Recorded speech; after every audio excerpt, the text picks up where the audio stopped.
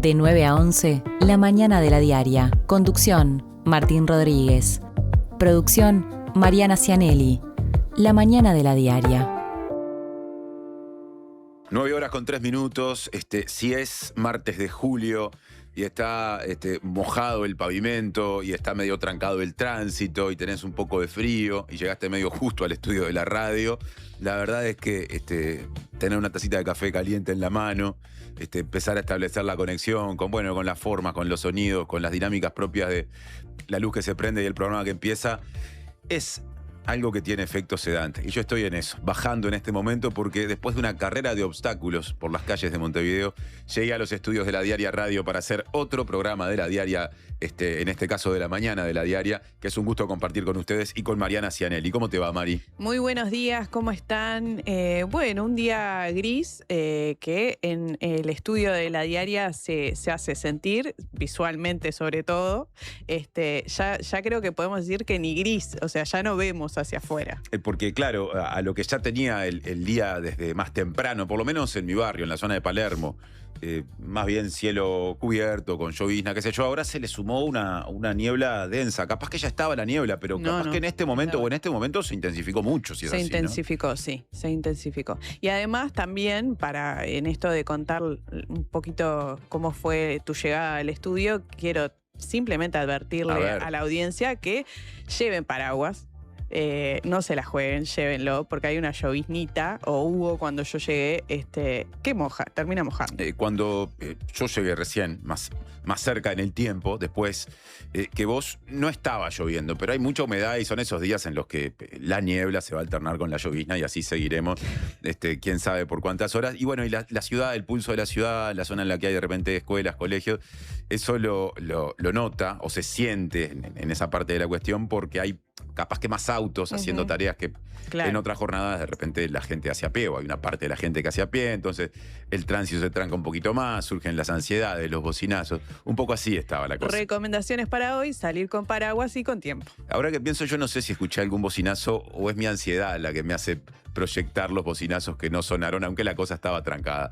De eso sí puedo dar fe, ahí en la zona de la calle Canelones, ¿no? Que es una especie de corredor que viene hacia la ciudad vieja, hacia el centro de Montevideo, y en el que hay mucha gente circulando por la mañana. Son las 9 horas con 6 minutos, así estamos empezando, pese a todo eso, con sonrisa, la mañana de la Diaria. Redes y vías de contacto. Comunicate al 099-891-888. Mail radio@ladiaria.com.uy.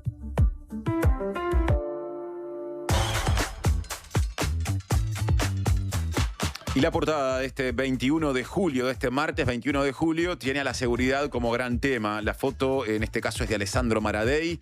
Se lo ve a Diego Sanjurjo, el jerarca, el gerente del área de estadística y criminología aplicada del Ministerio del Interior, y el titular dice en papel: los homicidios aumentaron 6,6% en el primer semestre de 2026, informó el Ministerio del Interior. Fueron en total 195, 12 más que en el mismo periodo de 2025, acota entre otros datos que menciona la portada justamente de la Diaria en su versión papel. Bueno, el Ministerio del Interior presentó estas cifras que ya habían de alguna manera sido anunciadas por las autoridades del Ministerio del Interior, de Carlos Negro en particular, en el Parlamento. Ya se sabía que sobre todo las vinculadas al segundo trimestre del año daban un aumento. Se confirmó eso.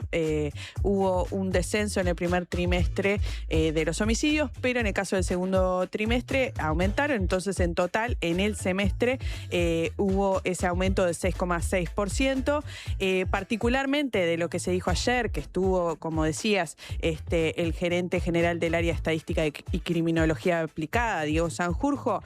Particularmente en mayo hubo un salto bastante significativo, hubo 38 asesinatos, el valor más alto del trimestre y que representa la mayor brecha frente al mismo mes comparado con 2025, con 9 homicidios más. Este informe además muestra un descenso en los femicidios, ¿no? Salimos de la cuestión de los homicidios, como les presentamos recién, nos centramos en los femicidios en particular. Ahí se da un descenso comparando otra vez con el primer semestre del año anterior, o sea, de 2025, porque mientras que en ese momento hubo 12, en el primer semestre de este año se registraron 10, o sea, 2 casos menos, lo que porcentualmente implica una baja de 16,7%. También hubo un descenso de 1,1% en las denuncias de violencia doméstica y de 7,1% en las de delitos sexuales. También el Ministerio informó bajas en relación a los delitos contra la propiedad. Las rapiñas bajaron 4%, los hurtos 7,5%, los vehículos hurtados 8,3%, la vigiato un 20% y los delitos de daños 7,1%. En cambio, aumentaron las denuncias por estafas y fraudes informáticos, que se incrementaron 1,9%. Y han vuelto los pedidos de renuncia, porque el Partido Nacional reclamó la remoción inmediata del ministro del Interior, Carlos Negro, debido a estas cifras que recién repasamos. En un comunicado, el Partido Nacional manifestó que la gestión de Negro ha estado caracterizada por la inoperancia, la falta de autocrítica y la improvisación, y que el Plan Nacional de Seguridad Pública, lejos de representar un cambio de rumbo, en la práctica ha quedado reducido a anuncios y promesas inconsistentes. La diaria habló con el ex ministro del Interior, senador nacionalista suplente Nicolás Martinelli, que dijo que había ya varias luces amarillas que advertían sobre los resultados de los delitos y de las denuncias en este primer semestre, y sostuvo que el ministro Negro hizo comparaciones antojadizas cuando calificó los números del primer trimestre, la primera parte de este periodo ahora abierto, como una tendencia a la baja histórica desde la salida de la pandemia, dado que la cifra de un trimestre es muy parcial y puede cambiar, es lo que planteó Martinelli. En ese momento hago esa acotación. Negro informó que habían bajado más de 9%, que es verdad que bajaron, y bueno, calificó histórica esa cifra. Y tomó mucha notoriedad aquel comentario de Negro porque lo hizo, ¿te acordás?, durante un llamado a sala, ¿no? Una interpelación que coincidió con el inicio de nuestros programas desde estos estudios. Sí. Recuerdo que ese día, al final de la interpelación que fue en el Senado, que le hizo el senador colorado Pedro Bordaberry, Negro vino a estos estudios para hablar de ese llamado a sala. Claro, corría el primer trimestre del año, recién se había cerrado, y la cosa ahora cambia cuando se le suman a esos primeros 3 meses los 3 posteriores, y ya hay estadísticas de un semestre que dan cuenta de una realidad diferente a aquella esbozada en el primer trimestre. Sí, sumando repercusiones del anuncio de ayer, el diputado colorado Gabriel Gurméndez afirmó que el Plan Nacional de Seguridad no está funcionando y apuntó directamente también contra Negro. Dijo que es un ministro que no está ejerciendo el liderazgo, que no está teniendo acciones, que no está presente. Bueno, mencioné a Bordaberry, también escribió en la red social X que los datos confirman el error de los cambios en la estrategia de lucha contra la inseguridad y pidió un cambio de orientación en las políticas, y si bien no descartó que pueda ser necesario también un cambio en la titularidad del ministerio, o sea, que Negro se vaya.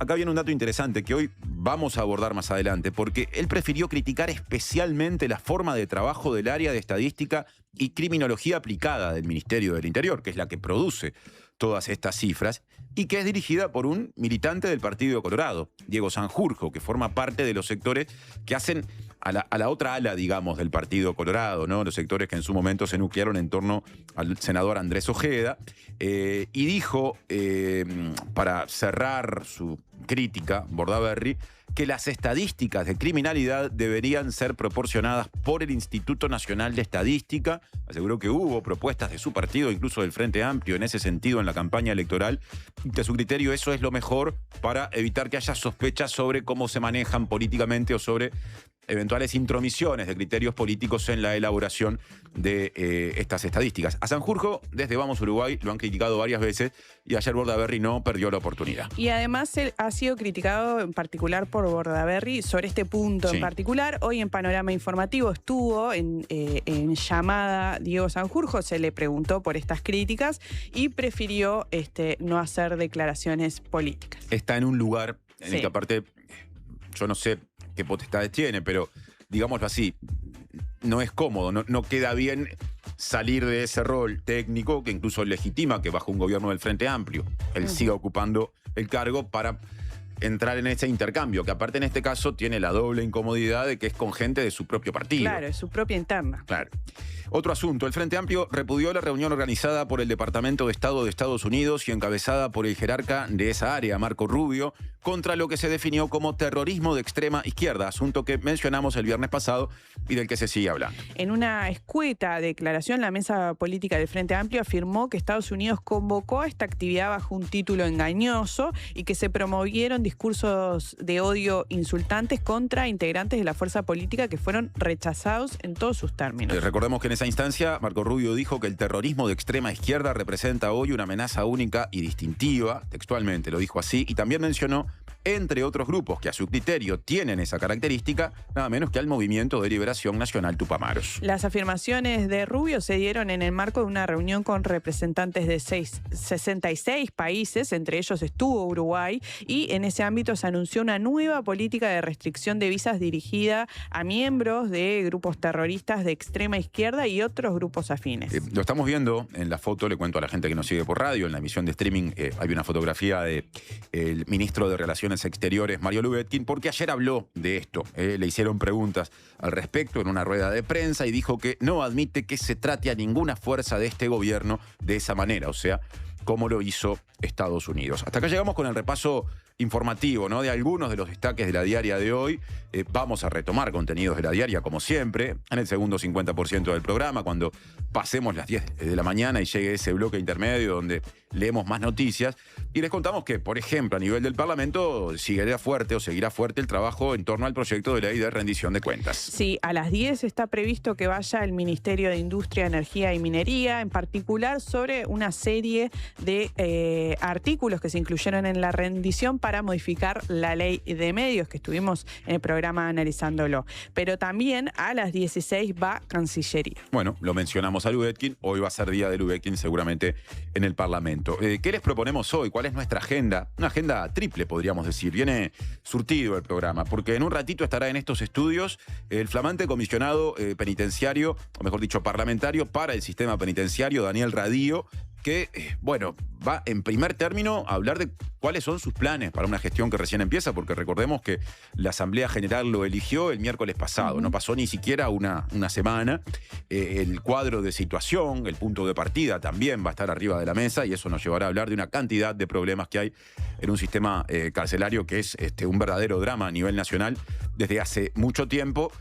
Y en torno al cual o con el cual va a trabajar Radío, si es que ya no comenzó a trabajar. Ahí hay otra duda que vamos a despejar de arranque, ¿no? Si formalmente ya está ejerciendo el cargo o si todavía hay algo de lo que venía haciendo. Recordemos que se venía desempeñando como vicepresidente del INISA, que debe cerrar para abocarse a su nueva responsabilidad. Pero siempre la cuestión carcelaria es fundamental, es un tema pesado en este país y con Radío hablaremos bastante de eso en minutos nada más. Y además nos va a acompañar en el programa de hoy Walter Berry, coordinador de la bancada del Partido Colorado en Diputados, para hablar de distintos temas que están arriba de la mesa, desde rendición de cuentas y el rol de la oposición vinculado a este proyecto tan importante, pero también la relocalización de GIF Global en Paysandú, otros temas como yo mencionaba, por ejemplo, las modificaciones a la ley de medios. Recordemos que él fue jerarca del Ministerio de Industria, entonces va a ser interesante ver cuál es su opinión sobre estos temas. Claro, Berry es diputado colorado por Paysandú, entonces ahí nomás se me ocurren tres grandes temas en Paysandú que hacen al trabajo, ¿no? En un departamento que se dice viene hace tiempo con muchas dificultades en ese sentido, lo que está pasando en torno a la maltería con mucha gente en el seguro de desempleo, lo que está pasando con la eventual relocalización de GIF Global y cómo eso abre determinadas expectativas, pero también los planes oficiales de las autoridades de gobierno con respecto a la reforma del sector Portland de ANCAP que podrían hacer, si es que no hay un acuerdo que cambie esto, que Paysandú pierda la presencia justamente a esa línea de producción del ente. Entonces, de todos esos temas hablaremos con Berry, que aparte fue subsecretario de Industria, Energía y Minería en el periodo pasado, entonces eso nos permitirá mirar a otras cuestiones, los combustibles, las telecomunicaciones. Hoy va el MIEM, ese ministerio, lo decías, a la Comisión de Presupuestos y Hacienda, y en el proyecto de ley de rendición de cuentas hay muchos cambios a la ley de medios, que abordamos aquí con Gustavo Gómez. No sé si la semana pasada o la anterior en este programa, y que vienen a cambiar cosas que había en algunos casos resuelto el gobierno pasado. Así que hay mucho para hablar y mientras se discute la rendición de cuenta, teníamos pendiente la voz del Partido Colorado. Entonces, por ese lado también esto de la entrevista con Berry, que no será nuestro último contenido, porque ayer también fue un día importante en el sentido de saber o de conocer más datos acerca de un tema por el que le pregunté más o menos a esta hora, sin que en ese momento hubiera muchas pistas, a Martín Valcórdoba, el subsecretario de Economía y Finanzas, cuando lo entrevisté ayer. Y me refiero a los planes que tiene este gobierno con respecto a algunas cuestiones que podríamos asociar al sistema previsional, Mari. Sí, en concreto el Ministerio de Economía y Finanzas y la OPP informaron en un comunicado las recomendaciones que se van a impulsar a través de distintas normativas, en particular a través de proyectos de ley vinculadas a las recomendaciones del diálogo social. Allí, como comentabas, una de esas recomendaciones que se van a impulsar tiene que ver con lo vinculado a las AFAP. Se hace este anuncio después de 60 días de alguna manera de negociación con las AFAP para abordar lo que era lo propuesto por el diálogo social, que incluía, entre otros aspectos, un organismo, la creación de un organismo para controlar, administrar de alguna manera el ahorro individual.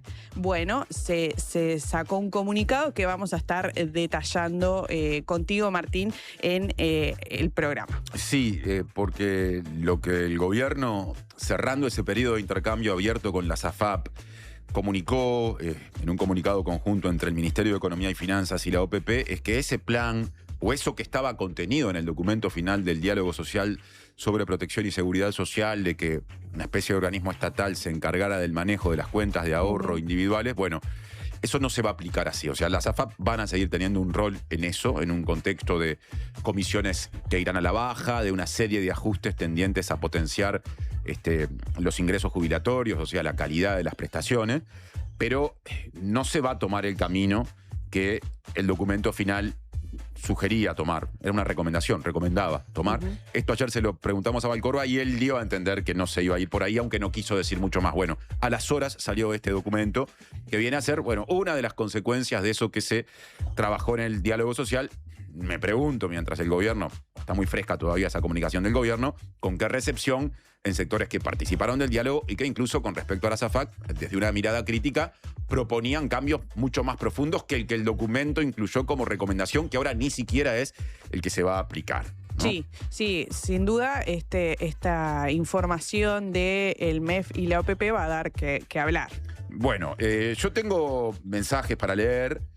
Creo que vos también tenés alguno. Hay uno sobre Daniel Radío que vos vas a poder leer. Yo voy a leer uno de nuestro poeta Tinta Fresca, que se ha acostumbrado a escribir a razón de una vez por día para los programas de la Diaria Radio. Y digo los programas porque llegó un ratito antes de las 9, así que estaba capaz que al aire todavía Panorama Informativo. Voy a dar el paso siempre riesgoso de leerlo sin haberle dado lectura previa. Confiamos en Tinta Fresca. Sorprende al despertar, cuando aclara el horizonte, sobre la playa y el monte, elegir buzo polar o un short y filtro solar. La natura está mimosa. ¿Cómo será la cosa entre el trueno y el calor? Al fin nació el amor, no se asusten, de San Juan y Santa Rosa. Esto dice Tinta Fresca, que me obligó a ir dando pasos muy cortitos en un momento de la lectura por las dudas que hubiera alguna dificultad, pero se podía leer. Así que las disculpas del caso, Tinta Fresca, por sospechar de tu calidad poética, de tu don, digamos, para ubicarte en el tiempo, en el espacio, medio de comunicación, 9 de la mañana, pero todo... podríamos decir que está en la franja de apto para todo público, así que lo pudimos leer. Y tenía una connotación climática, pero también pasando por el santoral, por las creencias populares, por las formas de vestirnos, por el veranillo, por la tormenta, por la costa, por todo eso. Y yo leo otro mensaje que se suma vinculado a la entrevista que vamos a tener en minutos. Nos comentan sobre Daniel Radío, que va a asumir el rol de comisionado parlamentario penitenciario, que además es un buen guitarrista y cantante de tango. Bueno, capaz que se lo preguntamos ahora, pausa mediante. Ya venimos. Puesta al aire, Davich Mattioli y Emilia Rovira. Asistencia de producción, Luciano Tonarelli. En Habitat resolvé todas tus gestiones. En nuestros más de 520 locales de todo el país. Y también desde nuestras aplicaciones. Más información en habitat.com.uy. Última oportunidad para ponerse al día con la contribución inmobiliaria en Canelones. Hasta el 30 de octubre, accedes a convenios sin multas ni recargos y hasta en 60 cuotas. Informate por el 1828 o a través de imcanelones.gov.uy. Nunca fue tan fácil ponerte al día. No pierdas esta última chance. Canelones, avanza con la gente. Llegó el yogur. Rico, cremoso, con 11 gramos de proteína y probióticos. Probá el yogur. En sus dos versiones, natural y sin azúcar. El yogur griego más uruguayo es de Conaprole. ¿Usted sabe por qué nos siguen eligiendo? Porque somos credibilidad, confianza, contención y compañía calificada. Porque además le brindamos a los socios más de 20 talleres multitemáticos en la Fundación SECOM destinados a promover la calidad de vida y muchos beneficios más. Porque estamos para usted las 24 horas, los 365 días del año. SECOM, primer servicio de compañía de Uruguay y del mundo. Primero está la tierra, el origen, la esencia, lo que es único y propio de una localidad remota en la inmensidad del mundo. Después, la tradición y la historia, lo que cuentan los que entienden de los ciclos y tiempos de la naturaleza. Al final está el cuidado y el respeto por todo ese recorrido. Seis Montes, cafés del mundo tostados en Uruguay. Te esperamos en nuestra tienda en Rivera 2208, esquina Polié, o en la web. Hola, soy Antonio Ripoll y tengo un dato para pasarte. El Dorado invita a todos los niños del país a sumarse al concurso Guardianes de la Fauna. Incentivalos a participar. Mira los tips que nuestro referente, el guardaparques y experto en fauna nativa, Antonio Ripoll, preparó para inspirarlos. Entrá a iniciativasocial.eldorado.com.uy, informate más y acompañalos en el desafío. Los 4 equipos elegidos ganarán paseos grupales de hasta 40 personas a reservas naturales en distintos puntos del país. ¡Vamos a explorar! La convocatoria cierra el 31 de julio y el equipo de El Dorado ya está esperando los trabajos. El Dorado, iniciativa social. Presenta Universidad Católica del Uruguay. Creamos futuros.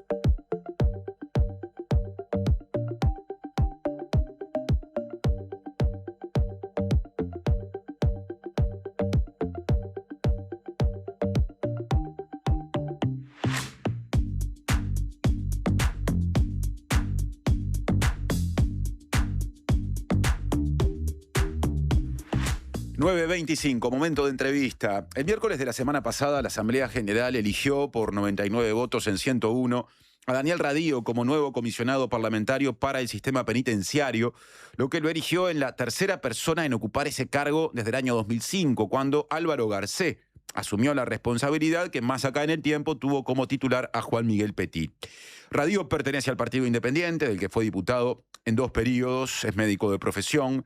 Se desempeñó como director nacional de cuidados y titular de la Secretaría Nacional de Drogas y se venía desempeñando en este gobierno ya como vicepresidente del INISA. Los 2 cargos que mencioné antes los ocupó durante el gobierno pasado.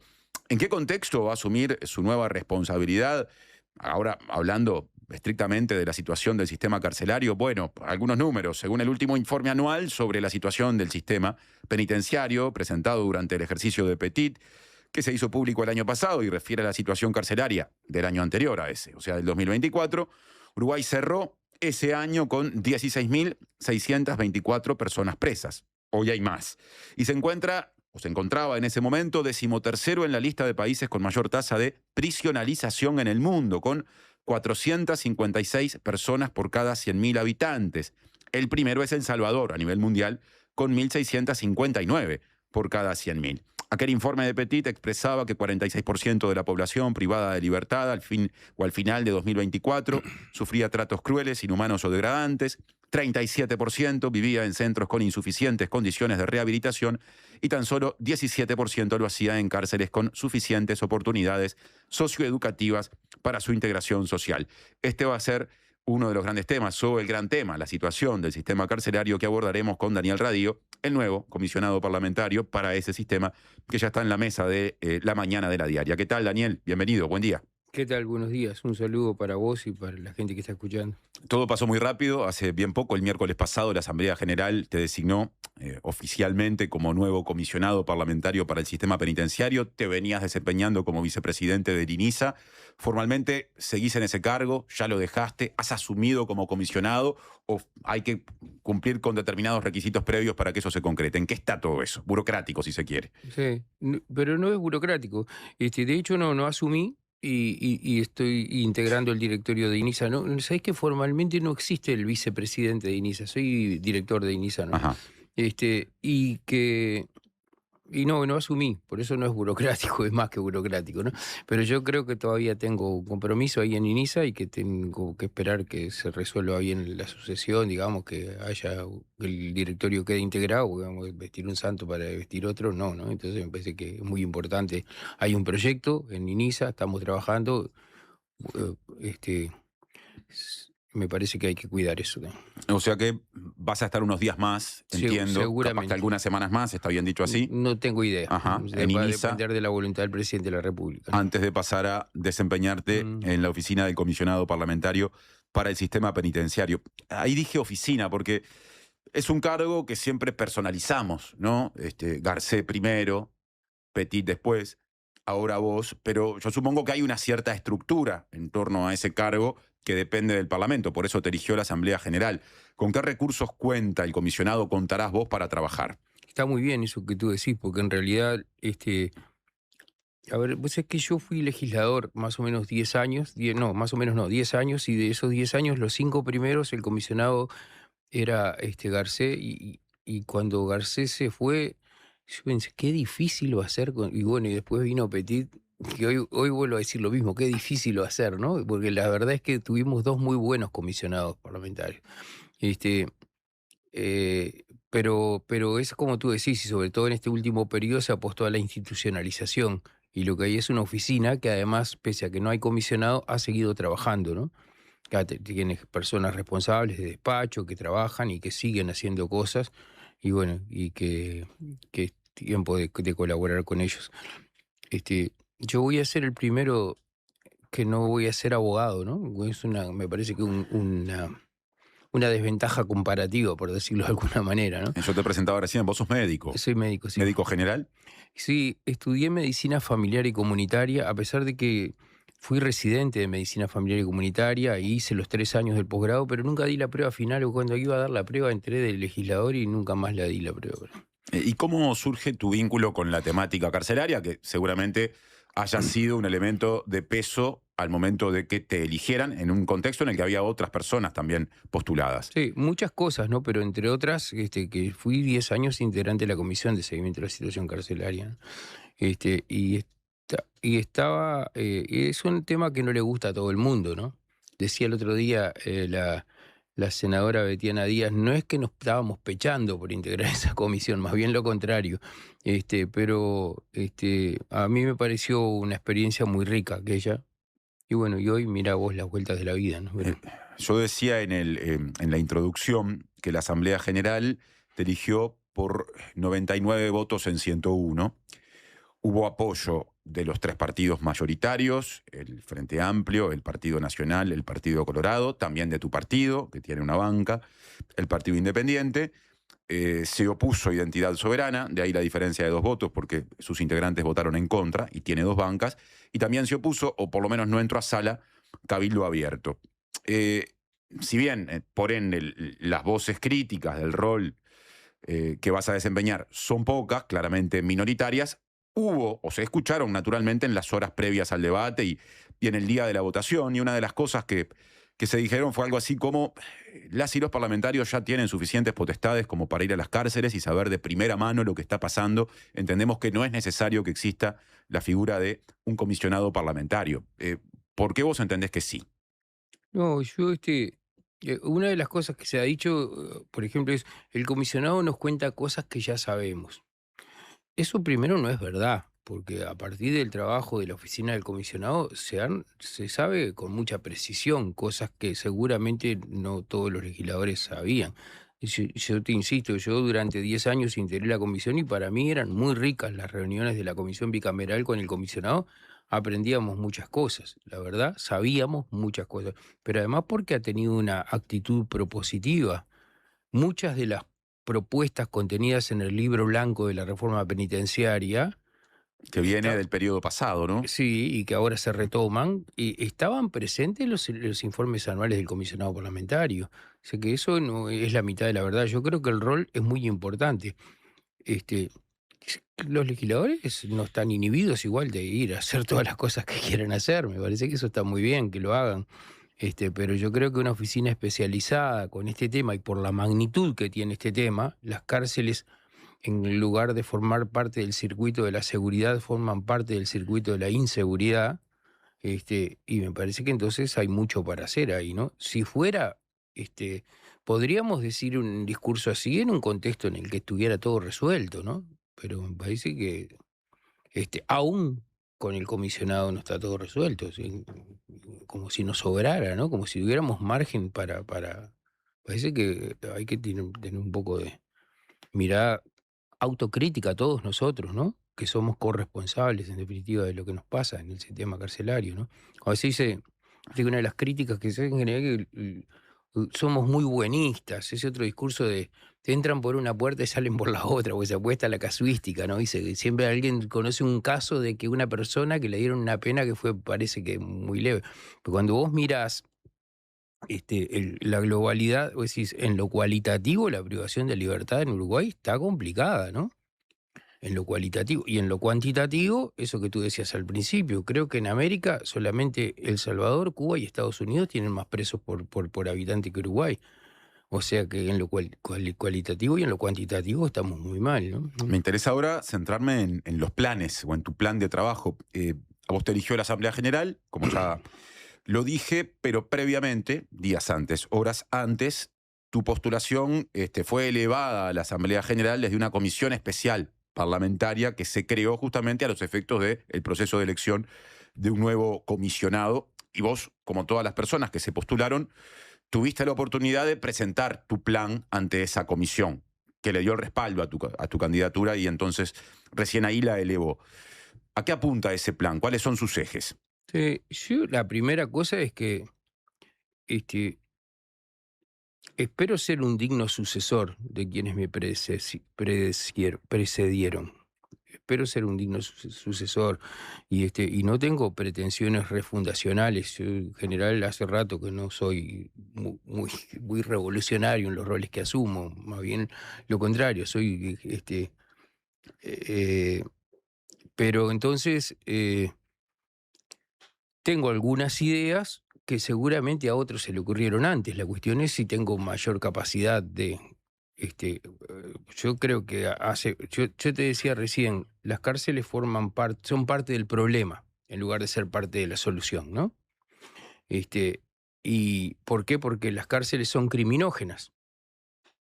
La gente no sale de las cárceles rehabilitada, no cumple su rol esencial. El sistema de privación de libertad tiene como dos grandes pilares. Por un lado es el pilar retributivo, sancionatorio, es como hiciste algo, ¿no? Y se emparenta con la ley del talión, te devolvemos esto por lo que tú hiciste. Y el otro pilar es instrumental, y que se supone que es de profilaxis del delito, y que tiene a su vez tres columnas. Una es la incapacitación para el delito, porque en teoría las personas estando privadas de libertad no tendrían oportunidades de delinquir, lo cual es falso, se delinque en la cárcel y desde la cárcel, o sea que el rol de incapacitar para el delito no se consigue. El otro es disuasorio, y ahí hay dos componentes. Por un lado, la disuasión específica destinada a las personas que están privadas de libertad. Mirá lo que te pasa por lo que hiciste para que no lo vuelvas a hacer. Y el otro es destinado a la población general. No hagan no cometan delito porque le va a pasar esta cosa. Y el tercer pilar, que para mí es el más importante de todos, es el de rehabilitación, que es el que mandata el artículo 26 de la Constitución. El término que la Constitución utiliza es reeducación, pero digamos, básicamente es el gran objetivo, como a mí me gusta decir, de todo el aparato del Estado, que es la inclusión. Y en el caso este es la inclusión de las personas que cometieron un delito. Las cárceles no cumplen ese delito. Si nosotros miramos en términos de algún indicador, por ejemplo, es a mí me parece muy importante el de la reincidencia. Si vos tenés un 70% de reincidencia, está claro que no rehabilitaste. Y que no disuadiste también. Y no disuadiste. Y no incapacitaste, además, por lo que te decía recién. Las grandes organizaciones criminales del continente se formaron en las cárceles y se conducen desde las cárceles. O sea, las cárceles no consiguen ese rol, son parte del problema. Alguna vez, en una mirada teleológica que apueste a la utopía, los regímenes de encierro cerrados serán una pieza de museo que los niños irán a mirar extrañados y los padres dirán, así tratábamos a los presos en una época, ¿no? Alguna vez yo tengo la ilusión, y si uno mira a otros países, las cosas avanzan en ese sentido, que abandonemos esta lógica, porque la privación de libertad es un invento de la inteligencia humana, ¿no? De alguna manera hay que llamarla. No era la consecuencia obligada de las leyes de la naturaleza, se nos ocurrió esta experiencia que da muy malos resultados. Yo no digo que en todos los casos no sea necesaria, muy probablemente en muchos casos sea necesaria, pero seguramente se nos pueden ocurrir otras cosas. Ahora, haces ese comentario y asumís esta responsabilidad en un contexto de seguramente en este momento más de 17.000 personas presas, más o menos por ahí, 17.000. En este país. ¿Tenés una visión crítica de eso que se nos ocurre o nos hemos dado en llamar solución, que funciona como funciona, pero tenés que lidiar con eso? Entonces, volviendo a tus ideas, dijiste, algunas no, capaz que ya se habían presentado antes, no soy refundacional, pero concretamente, ¿dónde están las principales? Por ejemplo, por un lado, fortalecer la institucionalidad, ¿no? Y en esto yo creo que va a ser muy importante la descentralización del Instituto Nacional de Rehabilitación. Que tengamos una nueva institucionalidad, con una nueva ley orgánica, con un nuevo organigrama, con mayor capacitación, con otro personal, con más personal técnico y con más personal gerencial, y con una nueva orientación del trabajo y con posibilidades de orientar el presupuesto y de definirlo de otra manera, con una distinta distribución, además de lo presupuestario, que siempre está pensado en lo básico para la privación y no en lo programático. Esto es en trabajar la rehabilitación, por decir una cosa. Y los énfasis tradicionales, que yo creo que todo el mundo debe pensar que sí, pero que no sé si en los hechos se consigue. Una es mejorar la educación y la otra es el acceso al trabajo. Solo un 40% de las personas privadas de libertad tienen acceso a la educación y el trabajo. Bueno, y el trabajo además con dos pilares básicos: que ganen plata por trabajar y que sea formal, o sea, que esto también se acumule para, digamos, por ejemplo, para poder jubilarse, ¿no? O sea, construir ciudadanía también, ¿no? El año pasado, en octubre, entrevisté en este programa a Ana Juanche, la directora del Instituto Nacional de Rehabilitación, y cuando hablamos de ese punto precisamente, estudio y trabajo en las cárceles, ella citó la misma cifra que vos citabas, que 40% de las personas presas, de esas casi 17.000 o cerca de 17.000, trabajan o estudian o hacen las dos cosas. Ahí hay distintas combinaciones según el caso, y planteó que en su gestión el objetivo era elevar esa cifra al 60%. Al cabo del quinquenio incluso se refirió a la posibilidad de que eso se potencie a través de la presencia de empresas que desarrollan actividades productivas en las cárceles, algo similar a lo que se ha planteado. Vos estás trabajando en el INISA, en ese instituto que trabaja con la minoría infractora en este periodo. ¿Entendés razonable esa, no digo propuesta, ese objetivo que plantea Juanche? Y yo me faltan datos para saber si es razonable. Ojalá, sí, o sea, si uno lo piensa en términos de utopía, ojalá todos trabajaran. Viste que está ese planteo de obligar a los presos a trabajar. Antes ofrezcámosle trabajo. Antes ofrezcámosle la posibilidad de trabajar, antes de obligarlo, y seguramente va a haber muchos más trabajando de los que hay. Es que hay más gente que quiere trabajar. Démosle la chance. Ahora también, Ojo, esa cosa de decir, bueno, estás privado de libertad y entonces te damos de comer, así que trabajá. Ojo que trabajar porque no son esclavos, son privados de libertad. Pero no son trabajos forzados. Claro, ¿no? Entonces, pero yo creo que tienen que tener la posibilidad de trabajar y seguramente si nosotros ofrecemos la posibilidad de trabajar va a haber muchas más personas trabajando de las que hay. Pero y la otra cosa es eso, que sea un trabajo remunerado, ¿no? Que me parece que ojalá el peculio. Yo creo que tendrían que cobrar el laudo, pero ojalá el peculio por lo menos, ¿no? Ahora, yo recién hablaba de las autoridades, en este caso del INR. Tu rol no es el de autoridad carcelaria. No, Sos eso una es la otra persona que cosa. depende del Parlamento. Entonces, ¿cómo dialogás con la institucionalidad? ¿Vos recomendás? ¿Vos inspeccionás? ¿Qué posibilidades tenés de incidencia? En eso yo fue el énfasis más fuerte que puse en el discurso frente a la comisión fue ese, el rol de la oficina del comisionado, ¿no?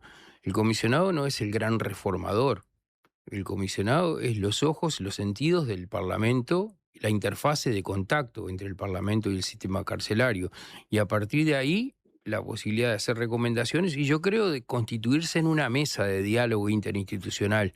Ojalá tenga esa capacidad de dialogar con todos los actores involucrados. Sí, claro, con el INR, por supuesto, pero con más cosas, ¿no? Porque estas cuestiones no solo son de política penitenciaria, también implican cuestiones de política criminal, cuestiones de políticas sociales.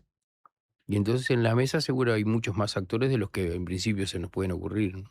El hacinamiento es un problema del que se habla hace mucho tiempo en el sistema penitenciario uruguayo. Según el informe elaborado por Petit, el anual correspondiente al 2024, el hacinamiento es crítico y mayor de 120% en casi todo el sistema. Eso en los hechos significa que en las celdas hay más del doble, triple o cuádruple de personas que tendrían que estar alojadas allí. Obviamente después hay estadísticas que cambian según el establecimiento carcelario que se toma. Cito una porque nos permite ponernos los lentes de género. En la unidad 5, Centro Femenino de Colón, Montevideo, llega a ser de 174%. En una unidad de Paysandú llega a ser de 178%. En Rivera y Colonia de 171%. Datos del año 2024. Vuelvo a aclarar. ¿Por qué es un problema el hacinamiento? Porque 120 es el promedio, pero como hay algunas que no están hacinados, hay otros que están peor, ¿no? Y en general, perdona ya que mencionaste eso de la unidad 5, en general cuando se habla de la casuística, se apela a la casuística para exagerar las cosas en general, ¿no? Y se dice, bueno, porque los asesinos y los violadores... Bueno, te paso una noticia, la minoría son asesinos y violadores en la cárcel, ¿no? La gran mayoría de las personas que están privadas de libertad no están por eso. Están por delitos, en el caso de los varones, por delitos contra la propiedad y en el caso de las mujeres, por delitos vinculados a la ley de estupefacientes. Y ese es el segundo motivo también de los varones. O sea, que no me pongan esos ejemplos. O aumentaron los asesinatos. ¿Cómo vamos a disminuir? Pero los asesinatos son algunos centenares. Y todos los años ingresan a la cárcel muchos miles de personas. Y los delitos contra la propiedad bajaron, ¿no? Entonces pensemos eso. Porque a mí me parece que lo que pasa es que cuando al principio se hace una evaluación de los presos, y se entiende que hay 2 de cada 10 que tienen muy escasas chances de reincidir en el delito, en esa primera evaluación. Y a esos los metemos dentro de la cárcel y seguramente les aumentamos la posibilidad, porque la cárcel brinda oportunidades delictivas, consolida identidades delictivas. Entonces me parece que capaz que lo que estamos haciendo es un camino equivocado. Pero bueno, son cosas que esas no las voy a resolver desde mi rol de comisionado. Bueno, seguro. Pero podés opinar, porque aparte dependés del Parlamento, estás en directo vínculo con las y los legisladores. Antes y voy a seguir opinando. Ahí está, pero y con más razón. ¿Qué opinión tenés sobre, por ejemplo, el proyecto de ley de reforma del Código del Proceso Penal? ¿Puede incidir en algunos de los indicadores de los que estábamos hablando? Probablemente. Yo, ¿sabés que cuando fui legislador fui un ferviente partidario de la reforma del Código de Proceso Penal? Y hoy soy autocrítico de eso un poco. Me parece que hay cosas que hay que cambiar, ¿no? Que yo me había comprado el paquete y hoy creo que hay muchas cosas para cambiar. ¿Cuáles, por ejemplo? No, porque me parece que eso es materia, tengo que estudiar para eso. No voy a hablar para sacar la guitarra, pero me parece que tengo que estudiar más. Hay una cantidad de cosas de las que podemos hablar.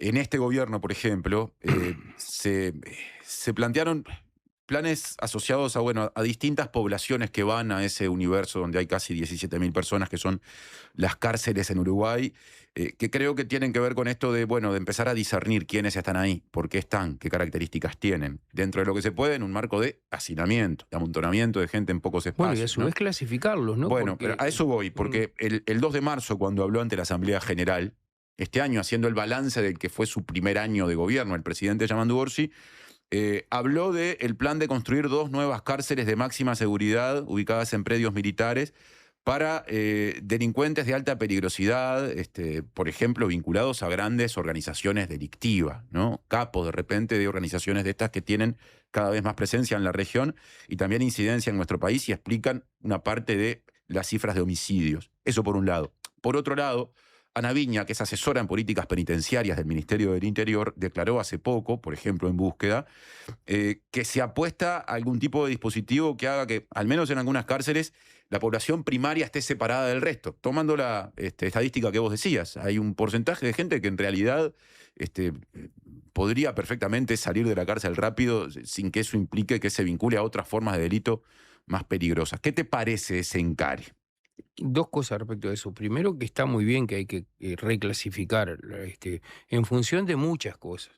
En función de la procedencia geográfica, por ejemplo, ¿no? En función de las edades, en función de la necesidad de protección, en función de la naturaleza del delito, en función de la posibilidad de ser primario reincidente. Todas esas cosas nos tienen que ayudar en la reclasificación.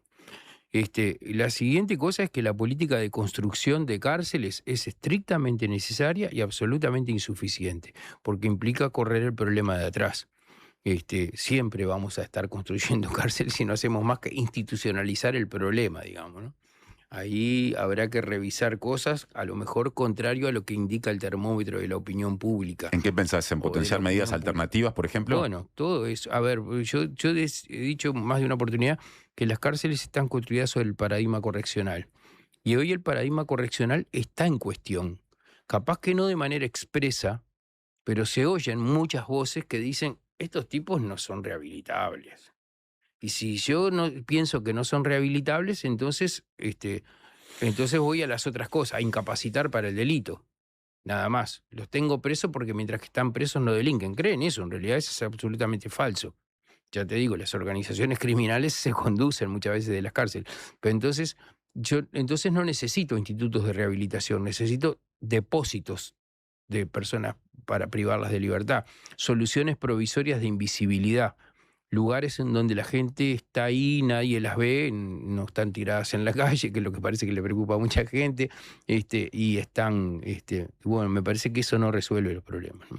Sí, es todo un desafío ese, para empezar, por las urgencias que dan cuenta de las limitaciones y del estado de cosas actual, para seguir porque hay una gran incidencia de modelos como, por ejemplo, el de El Salvador, que gozan de popularidad incluso en el Uruguay, dicen algunas encuestas, con encarcelamientos masivos. Hablábamos hoy de... 1 de cada 50 salvadoreños está preso. Ahí está, ¿no? Y de hecho, El Salvador, decía yo al comienzo, está a tope en la estadística de prisionalización. Entonces, si queremos mirar hacia otro lado, que es lo que vos estás planteando, ¿hay algún ejemplo que se pueda citar de un país con problemas similares al Uruguay que haya dado un paso adelante en esta problemática? No sé, pero seguro que la situación no es la misma en Uruguay que en Europa, ¿no? No es la misma en El Salvador que en Europa. Y sabés que las personas somos lo que somos como consecuencia de 2 cosas, de nuestra carga genética y de los condicionantes medioambientales. Seguramente que la carga genética de los uruguayos no sea tan distinta de las de Pontevedra. Lo que tenemos que revisar son los condicionantes ambientales, cuáles son los factores criminógenos que conducen a donde nos estamos llevando, ¿no? Y entonces me parece que ahí, y a lo mejor uno de los factores criminógenos es la privación de libertad, a lo mejor. Sí, ahí también me da la impresión de que quizá terminemos abriendo una cuestión que nos lleve a discusiones más profundas. Pones el ejemplo de España, o un ejemplo de España, digamos, en función de cercanías culturales. Bueno, es un país que tiene un determinado estándar en términos de desarrollo, forma parte de la Unión Europea. Esas cosas, yo supongo, cuando miramos el mundo desde la realidad latinoamericana, las tenemos que tener presente al momento de buscar los ejemplos y las posibilidades razonables, ¿no? Uruguay, en términos de su desarrollo económico, es un país de ingresos medio alto, ¿no? Así que en el mundo, comparativamente, digamos, ¿no? ¿Y la población presa cuál es? o qué predomina en ese universo. Se responde solo, ¿no? Bueno, pero ahí está, ¿no? Siempre se dice, capaz que suena lugar común, en su mayoría hombres, jóvenes y pobres, ¿no? Hay como tres datos que surgen siempre ahí. ¿Y qué se podría hacer más allá de las cárceles, de tu rol del INR? Y eso es el Uruguay, ¿no? Perdona, porque yo he escuchado mucho discurso de que se sacude los abrojos poniéndole la culpa a la LUC, ¿no? La LUC, y cuando vos mirás la gráfica de personas privadas de libertad en Uruguay, desde que terminó la dictadura para acá, no para de aumentar. No es la LUC, es el Uruguay, ¿no? Es el Uruguay. A la década del 80 había menos de 2.000 presos y a principios del siglo XX había menos de 5.000 presos. Y en el medio no pasó solo la LUC, pasaron bastantes más cosas, ¿no? Bueno, y ese es el Uruguay, ¿no? Acá, a raíz de una de estas discusiones, ya no me acuerdo cuál, de una discusión legal vinculada a uno de los proyectos de ley que están asociados a estas problemáticas que impulsa el actual gobierno, recibimos a Germán Aller hace capaz que 2 o 3 meses. Qué brillante, Germán. Bueno, y mucho antes de la LUC, entiende él, hay otro cambio legal que a su criterio ha sido negativo por cómo incidió en que empiece a crecer la población carcelaria, que es la Ley de Seguridad Ciudadana del año, si no me equivoco, 95, segundo gobierno de Julio María Sanguinetti. Y en eso de la evolución histórica... Pero yo participé siendo legislador de diálogos por seguridad en Torre Ejecutiva, y todo lo que se nos ocurría era aumentar las penas en todas las cosas, pero hasta el día de hoy, no siendo este proyecto que hay ahora de que propone que las personas que tienen consumo problemático vayan a un tratamiento en lugar de... Todas las otras soluciones de cualquier tema, todo lo que se nos ocurre a los legisladores es aumentar las penas, con lo cual entramos en una carrera loca que nos hace abandonar la dosimetría penal y se desnaturaliza el sistema penal a partir de ahí, ¿no? Porque hubo un momento que era más caro en Uruguay en términos de penalización cometer abigeato que matar a una persona, porque cada uno funciona a reacción de la demanda y entonces construimos penas a demanda y abandonamos la dosimetría, ¿no? Para cerrar esta parte de la entrevista, porque haremos una pausa y después entraremos en otros aspectos, por ejemplo las adicciones, ¿no? y su incidencia en la población carcelaria, algo que recién sobrevolabas. En función de los datos que conocemos presupuestales con respecto al INR, tiene un presupuesto que ronda los 160 millones de dólares, y de todos los desafíos que se plantean, ¿alcanzan los recursos para todo lo que hay que hacer? Los recursos siempre son finitos, limitados, siempre son insuficientes, ¿no? Eso ahí hay que hacer magia siempre. Nunca van a ser suficientes. Se supone que en función de las cifras que tenemos hoy, se está invirtiendo $1.000 por cada persona privada de libertad, más o menos, ¿no? ¿$1.000 en qué lapso? $1.000 mensuales. Por mes, $1.000 en cada persona que está en el sistema. Son 40.000 pesos. Sí, no parece una cifra exagerada tampoco, ¿no? Pero bueno, eso es. Con esos $1.000 hay que resolver una cantidad de cosas, ¿no? Totalmente. La alimentación, la vestimenta, las condiciones de seguridad, edilicio, claro. Muchas que después vemos que funcionan muy mal y que a veces ni siquiera se cumplen.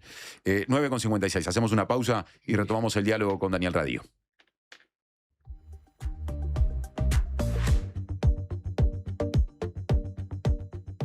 Presentó Universidad Católica del Uruguay. Creamos futuros.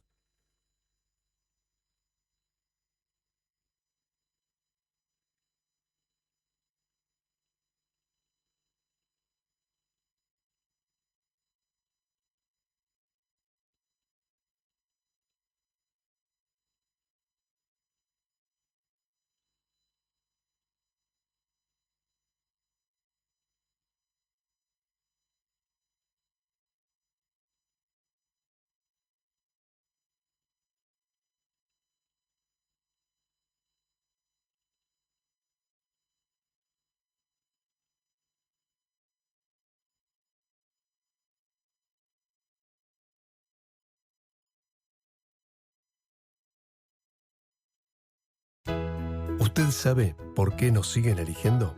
Porque somos credibilidad, confianza, contención y compañía calificada. Porque además le brindamos a los socios más de 20 talleres multitemáticos en la Fundación SECOM destinados a promover la calidad de vida y muchos beneficios más. Porque estamos para usted las 24 horas, los 365 días del año. SECOM, primer servicio de compañía de Uruguay y del mundo. Chacra La Martina, donde todo lo bueno sucede. Eventos, celebraciones sociales, empresariales, restaurante y salón de té. Además, hospedaje con ricos desayunos de campo a 20 minutos del centro. La Martina, al oeste de la ciudad. Seguinos en redes. Desarrolla las habilidades que estos tiempos exigen y transforma cada desafío en una oportunidad. La Escuela de Posgrados de la UCU te ofrece maestrías en Educación, Salud, Políticas Públicas, Ciencia de Datos y Estudios Organizacionales. Escuela de Posgrados de la Universidad Católica del Uruguay. Un mundo de oportunidades.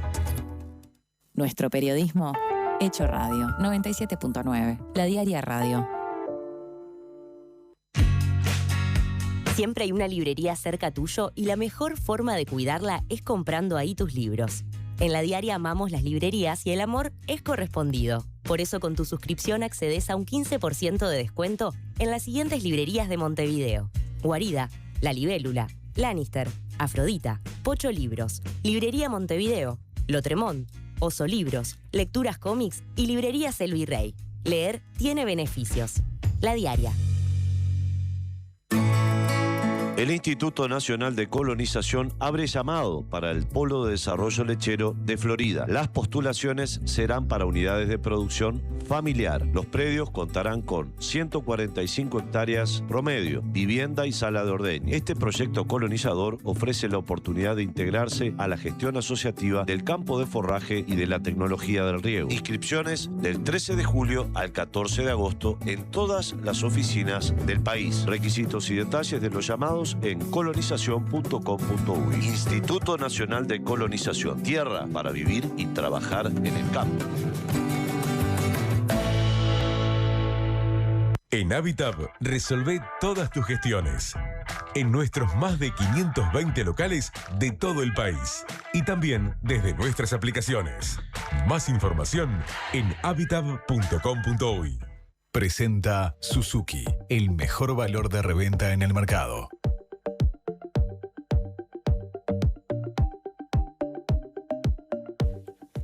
Casi las 10 de la mañana, tramo final de la entrevista primera de esta jornada con Daniel Radío, todavía integrante del directorio del INISA, pero designado recientemente para el cargo de comisionado parlamentario para el sistema penitenciario. Daniel, fuiste en el periodo pasado, entre otras cosas, titular de la Secretaría Nacional de Drogas, y la cuestión de las adicciones hace a la problemática del sistema carcelario. ¿Con qué cabeza afrontás esa parte del desafío que vas a encarar dentro de poco? Sí. Viste que hay alguna gente que ha sido crítica de mi gestión al frente de la Secretaría Nacional de Droga, y entonces a veces en redes aparecen comentarios: ahora sí, droga libre en las cárceles. Ahora sí, pero de verdad, ¿tanto conocen la realidad carcelaria? El consumo de sustancias es mucho mayor adentro de las cárceles que fuera. Está raro eso, ¿no? Se supone que es un ámbito controlado, está raro. Pero ese es un dato de la realidad. Igual yo siempre creo que las drogas se llevan culpas que por lo menos merecen compartir. La Intendencia de Canelones hizo, yo no me acuerdo si fue el año 2025, creo que fue, una encuesta en todas las personas que estaban en situación de calle en Canelones, todas. En Canelones el número es más accesible, digamos, se encuestó a todas las que estaban en situación de calle. Y el dato relevante es que el 70% de las personas que estaban en situación de calle, antes de estar en situación de calle, no consumían. Ergo, el consumo de sustancias era una consecuencia de la exclusión social y no la causa. Entonces, a veces hay que pensar, ¿no? Porque le atribuimos a las drogas las causas de muchos males que capaz que las drogas son la consecuencia de algunos de estos males, ¿no? Me parece que, y seguramente esto también esté presente en el sistema carcelario. Nosotros teníamos desde la Secretaría Nacional de Drogas, yo creo que la Secretaría Nacional de Drogas tiene que tener un rol ahí importante, lo tiene de hecho, pero no el que se cree habitualmente, que es que resolver el tema con un acceso universal a tratamiento y eso, porque la Secretaría Nacional de Drogas no tiene recursos para eso. Sí tiene que dar, seguramente tiene capacidad técnica para señalar por cuáles son los andariveles que hay que que hay que recorrer para eso, pero tiene que estar toda la sociedad atrás de eso. Y nosotros llegábamos con nuestros planes al 1% de la población carcelaria, cuando yo estaba en la Secretaría de Drogas, al 1%. Pero no porque no queríamos, porque tenés que decidir qué haces con los recursos que tenés, ¿no? Unos te pedían campañas, otros te pedían que contrataras más personal para no sé qué, y otros o más establecimientos, y con los recursos que tenés tienen que hacer magia. Bueno, yo creo que ahí hay que diferenciar y hay que poner todos los recursos del Estado. Tiene que haber una articulación interinstitucional en donde todos contribuyan a esto. Y la Secretaría de Drogas en su rol específico, que es el señalar cuáles son los rumbos, no ejecutar todo eso porque no está en condiciones. Entre otras cosas porque los usos problemáticos de drogas, y en particular las adicciones, que no son los únicos usos problemáticos, pero son uno, son un problema también de salud. Y cuando es un problema de salud, me parece que las instituciones de salud seguramente tendrán algo para decir ahí, ¿no? Y tendrán algo para hacer. Con respecto a este tema, en el informe anual 2024, Petit, tu antecesor en el cargo de comisionado, propuso como medida a mediano plazo implementar un modelo mixto para personas con consumo problemático que contemple la abstinencia como la reducción de daños, adaptándose al perfil de cada persona, al contexto institucional y a los recursos disponibles. Todo esto pensando en una posible creación de una comunidad terapéutica intramuros, en las cárceles. ¿Vas a desarrollar o pensás mantener el desarrollo de esa línea de trabajo, de esa mirada? Sí puede ser, pero una comunidad terapéutica en realidad tiene un alcance muy limitado y hay que pensar además en todas las posibilidades de tratamiento de tipo ambulatorio, digamos, ¿no? Que no solamente impliquen yo creo que en algunos casos sí es preciso la lógica de comunidad terapéutica, en muchos casos es preciso, pero hay en muchas más en donde las posibilidades de un tratamiento ambulatorio con un seguimiento. ¿Cuál es el problema que tienen en general los tratamientos ambulatorios de los usos problemáticos en Uruguay? Es que no tenemos la capacidad de seguimiento. Porque después que una persona consulta por un uso problemático de drogas, si no viene a la próxima consulta, el problema no es de él, es nuestro, que no fuimos capaces de seguirlo. Y me parece que capaz que en las personas que están privadas de libertad, esa chance la tenemos más fácil de resolver. Viste que hubo una gran discusión desde siempre en torno a los usos problemáticos de drogas, ¿hay que internarlos compulsivamente o no? Y esa discusión siempre está. Bueno, ahí los tenés internados compulsivamente. De hecho, no lo resuelve la internación compulsiva, ¿no? Seguramente se empiezan a hacer más cosas que eso. Una pregunta más. Con respecto al mismo tema, hay un proyecto de ley que dispone, salimos del concepto de lo terapéutico, de la comunidad terapéutica, y pasamos al de justicia terapéutica, porque hay un proyecto de ley que dispone la creación de un programa piloto de justicia terapéutica como medida alternativa a la prisión para personas que hayan sido imputadas por delitos leves y que se encuentren en una situación de consumo problemático de drogas. Acá hay otra innovación u otra novedad en ese sentido. Sí, yo hacía referencia en el bloque anterior a eso. Es la excepción ese proyecto, porque yo decía recién, a todo lo que se nos ocurre, a los que fuimos legisladores, es aumentar, poner más años, a ver cómo... Esta es la única alternativa, la única cosa distinta que hubo en el panorama. ¿Y le ves viabilidad en función de lo que la política conversa, lo que dicen las personas que pueden votarlo? Lo que el proyecto propone es una experiencia piloto, y está bien. Yo estoy muy a favor con algún matiz. Y el matiz es cuidado con lo simbólico, cuidado con que identifiquemos lo delictivo con el uso de sustancias, que no es lo mismo, ¿no? Y hay otro problema adicional, que es en vez de ir preso voy a ir a un tratamiento, pero ¿por qué tienen que coincidir los tiempos? Yo qué sé, ¿no? Porque el tiempo de tratamiento capaz que no es el mismo de la privación de libertad. ¿Y qué pasa después que se cumple el tratamiento? Sigo haciéndolo igual porque como tenía tanta... Parece que esas cosas hay que pensar, hay que hilar más la punta al lápiz. Pero me parece un proyecto muy bien intencionado y una excepción en este panorama en donde, insisto, a todo lo que se nos ocurre es más mano dura, más años de cárcel, más elenco de figuras delictivas. Pensar esto fue una cosa, yo me reuní con el legislador que lo pensaba y la verdad que lo felicito porque por fin, ¿no? Demos el nombre del legislador para que quede claro, es del Partido Colorado. Es un proyecto de ley que proviene del Partido Colorado. Antes del cierre, quiero cerrar la entrevista con una pregunta por lo menos con respecto al INISA, donde te seguís desempeñando. También quiero compartir algunos mensajes, por lo menos uno de los que han llegado, porque han llegado varios durante la entrevista. Hoy pusiste el ejemplo de España, ¿no? Partiendo de las similitudes culturales de Uruguay con España y refiriéndote a las diferencias que hay en el funcionamiento de los sistemas penitenciarios de uno y otro país, ¿no? Ponías como ejemplo Pontevedra. Bueno, nos pregunta un oyente, en este caso Bernardo, preguntale a Radio, me dice, ¿cuánto gasta España por persona presa? No sé la cifra. Pero, lógicamente, sospechando que es bastante más que Uruguay, ¿no? Probablemente sea mucho más, sí, claro. Lo que pasa es que, viste, a ver, en el año, ¿cuándo fue el episodio aquel de la cárcel de Rocha que se quemaron unas personas vivas? Sí, claro. En el eje del año 2010 fue eso, si no me equivoco. ¿No? ¿Y cuáles eran los comentarios? 1 menos, 10 menos. ¿Viste? ¿Cómo vas a pedir? Tenemos que ser autocríticos como comunidad, ¿no? Y en realidad, en vez de quejarnos por lo que nos sale, pensar que es bueno en términos comunitarios, ¿no? Para todos. Por un lado, para ser solidarios mutuamente y hasta por egoístas. Porque nos conviene que las personas que están privadas de libertad salgan rehabilitadas, hasta por egoístas, pero además, antes que eso, tenemos que ser mutuamente solidarios todas las personas. Ahora sí, para cerrar la entrevista, Daniel, todavía formalmente estás integrando el directorio del Instituto Nacional de Inclusión Social y Adolescente, el INISA.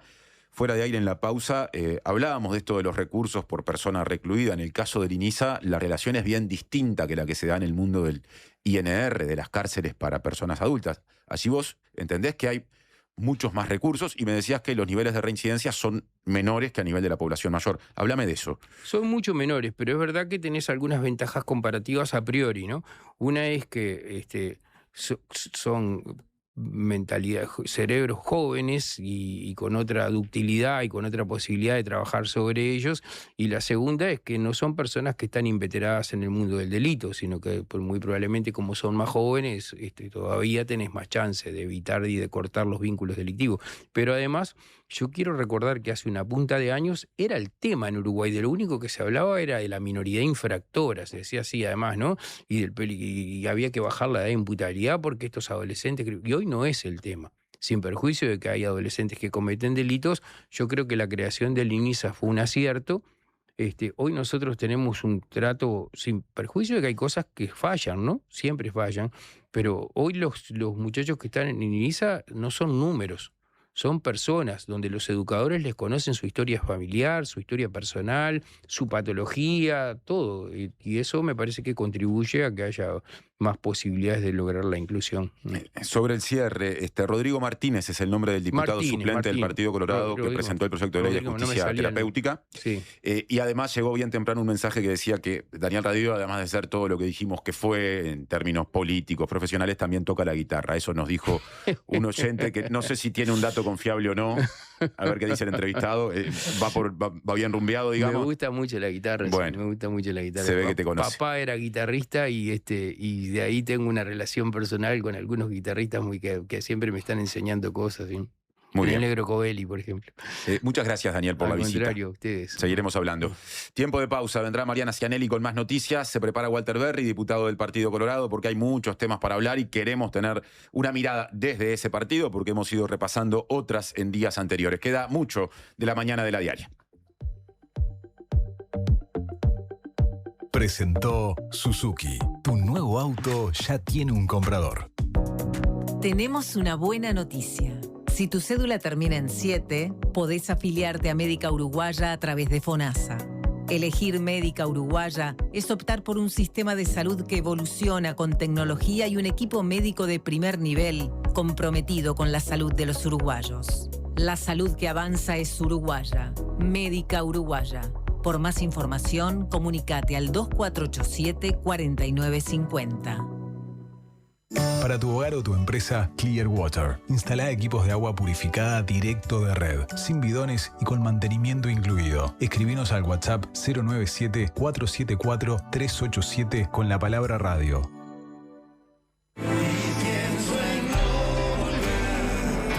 Suma Camerata en vivo en La Trastienda, presentando su primer álbum, Suma Camerata. Por entradas agotadas, nueva función. Domingo, 2 de agosto, 21 horas.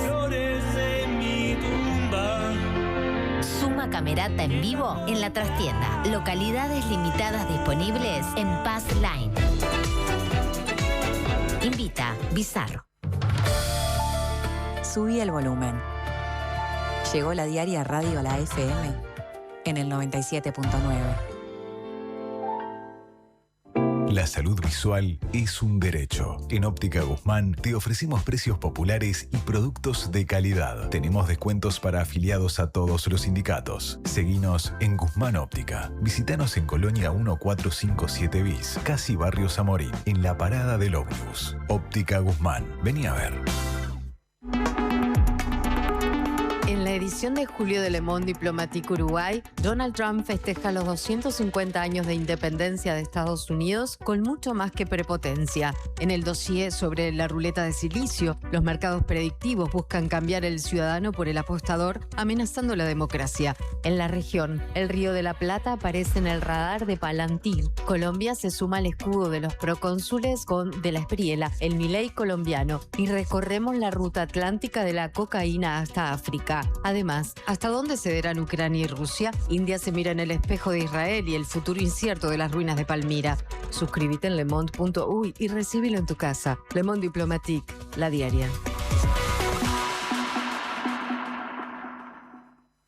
Este año viajá por Uruguay de punta a punta con Red Pagos. Participá y ganá una escapada para 2 personas, todo incluido. Desde Artigas hasta Montevideo. Vos elegís el destino. Registrate en ganalestamacerca.com.uy y suma chances pagando en locales de Red Pagos o en Mi Red Pagos. Red Pagos, más cerca. Ver bases y condiciones en ganalestamacerca.com.uy. Presenta Banco República. 130 años de nuestro banco país.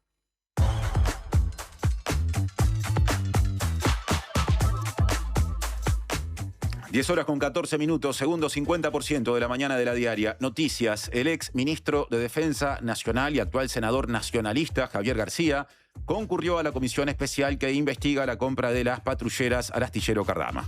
García estuvo por más de 4 horas en la comisión especial dando explicaciones de lo que fue el proceso de compra con Cardama y dijo que tomó una decisión basada en informes técnicos. Dijo también que la institución del país que asesora en materia naval es la Armada Nacional y apuntó que no hubo 1, sino 2 informes técnicos de la Armada que recomendaron la decisión que adoptó el gobierno anterior. El exministro dijo que está convencido de que fuertísimos intereses económicos estuvieron atrás de todo el proceso para evitar que finalmente se decidiera construir las patrulleras oceánicas. Discrepo con esta interpretación de García, uno de los integrantes de la comisión, el diputado Frente Amplista por el departamento de Maldonado, Joaquín Garlo, que aseguró que la decisión de rescisión que tomó el gobierno es para proteger los intereses de Uruguay ante una empresa que aparentemente nos estafó, que presentó documentación falsa.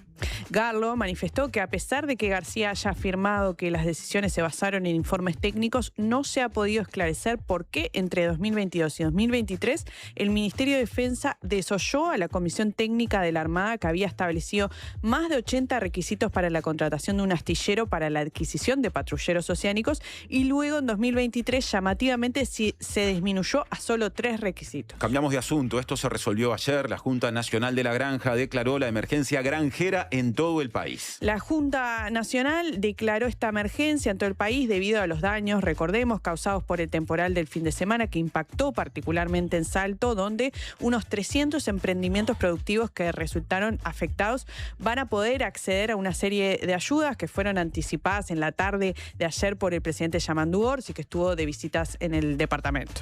Habló más o menos a esa hora con TV Ciudad el ministro de Ganadería, Agricultura y Pesca, Alfredo Frati, que dijo que la emergencia granjera se firmaría este martes y va a desencadenar subsidios no reembolsables a la producción afectada y también la habilitación de un mecanismo que permitirá que las y los productores afectados puedan continuar pagando créditos ya contraídos, sean de Salto o de otros departamentos. Hoy Frati va a concurrir a Salto para acelerar la puesta en marcha de este mecanismo y comunicar la forma de acceso a las ayudas.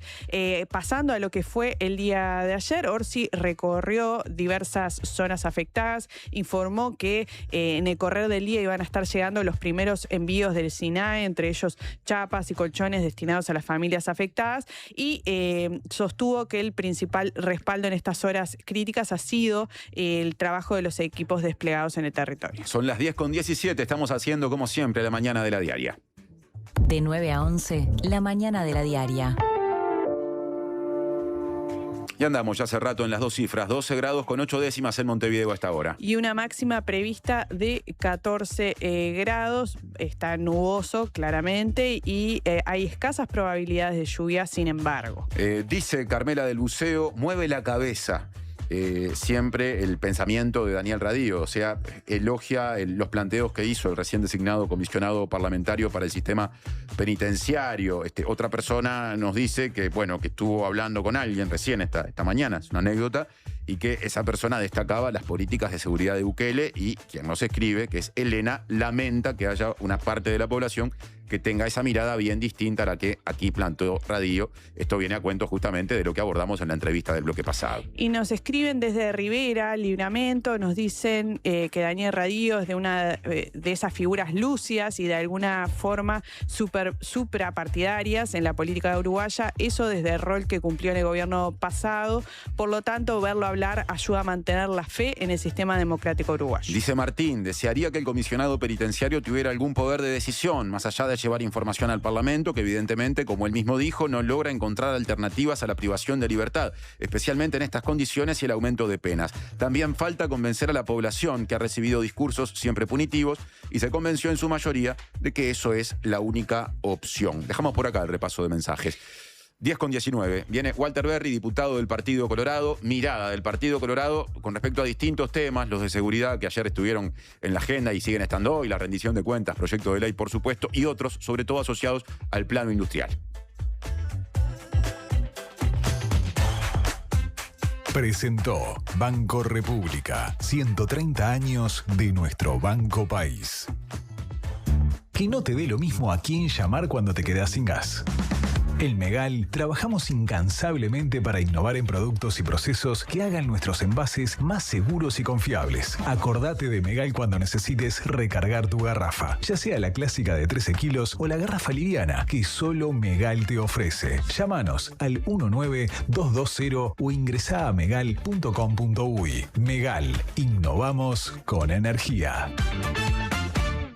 Chacra La Martina, donde todo lo bueno sucede. Eventos, celebraciones sociales, empresariales, restaurante y salón de té. Además, hospedaje con ricos desayunos de campo a 20 minutos del centro. La Martina, al oeste de la ciudad. Seguinos en redes.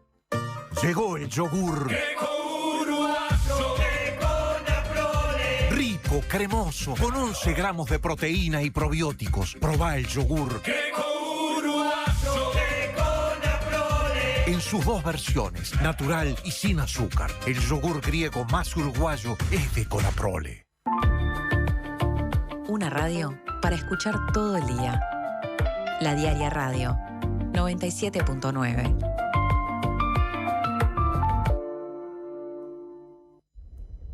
Si cuando pensás en el futuro sentís que tu voz interior deja de hablarte normal y empieza a hablarte de una forma extraña, particular, utilizando un lenguaje excéntrico y un tono exacerbado, mientras escuchan sonidos de efectos especiales y música dramática, es porque te estás haciendo demasiado la película.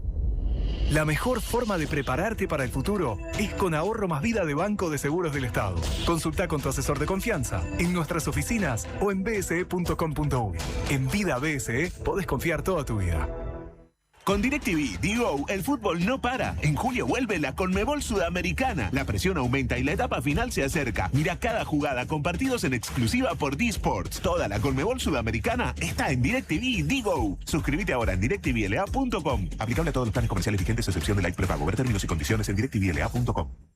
En estas vacaciones de invierno, esta promo es para vos. Te damos 3 meses de plan premium de Disney Plus sin costo. Disfruta de todo lo mejor del deporte en vivo desde ESPN y de tus series y películas favoritas. Además, llévate un Antel Box a mitad de precio para convertir la TV en un Smart. Antel, el futuro lo creamos juntos. Presenta Asociación Española. Prevení. Preasociate.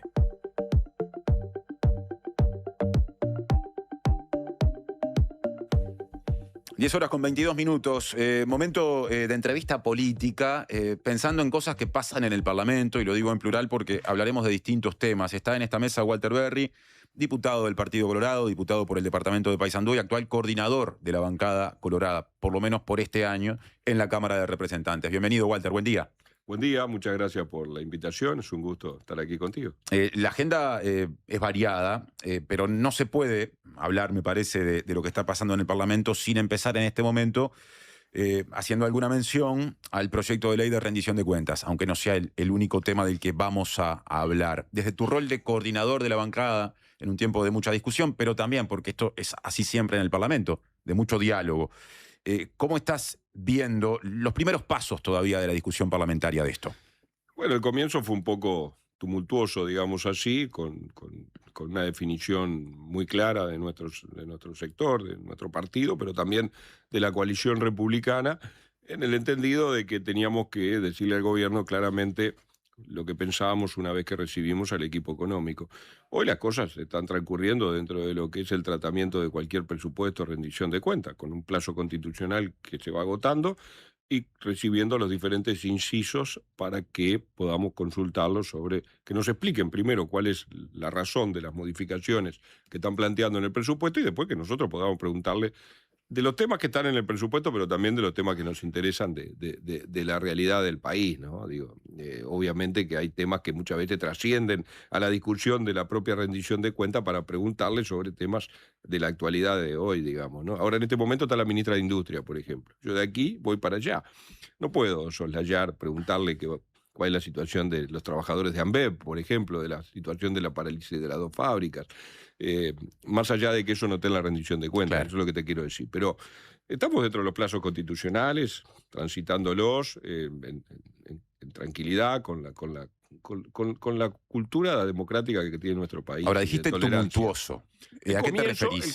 Bueno, porque el comienzo, el gobierno, por lo menos un sector del gobierno, le pareció que nuestra decisión de anunciarle con tiempo, que tiene sus razones y tiene sus ventajas además, cuál era nuestra posición en la medida que no hubiera negociación ninguna con relación a la votación en general de la rendición de cuentas, pareció no gustarles y salieron rápidamente a contestarnos y a tratar de pararnos en un terreno en el cual no estábamos parados ni nos queremos parar, que es estar en contra de lo que está proponiendo la rendición de cuentas. Y no es así, lo hablamos cuando quieras, si te parece lo amplificamos. Quiero ir a ese tema desde distintos lugares. El primero, desde el oficialismo ni que hablar, pero incluso desde algunos sectores de la oposición, yo identifico un par de voces del Partido Nacional, se dijo, para empezar, gente que no está en el Parlamento, el presidente del directorio blanco, Álvaro Delgado, se dijo, quizá fue, palabra más, palabra menos, apresurado anunciar el voto de los 3 partidos que integran la coalición republicana,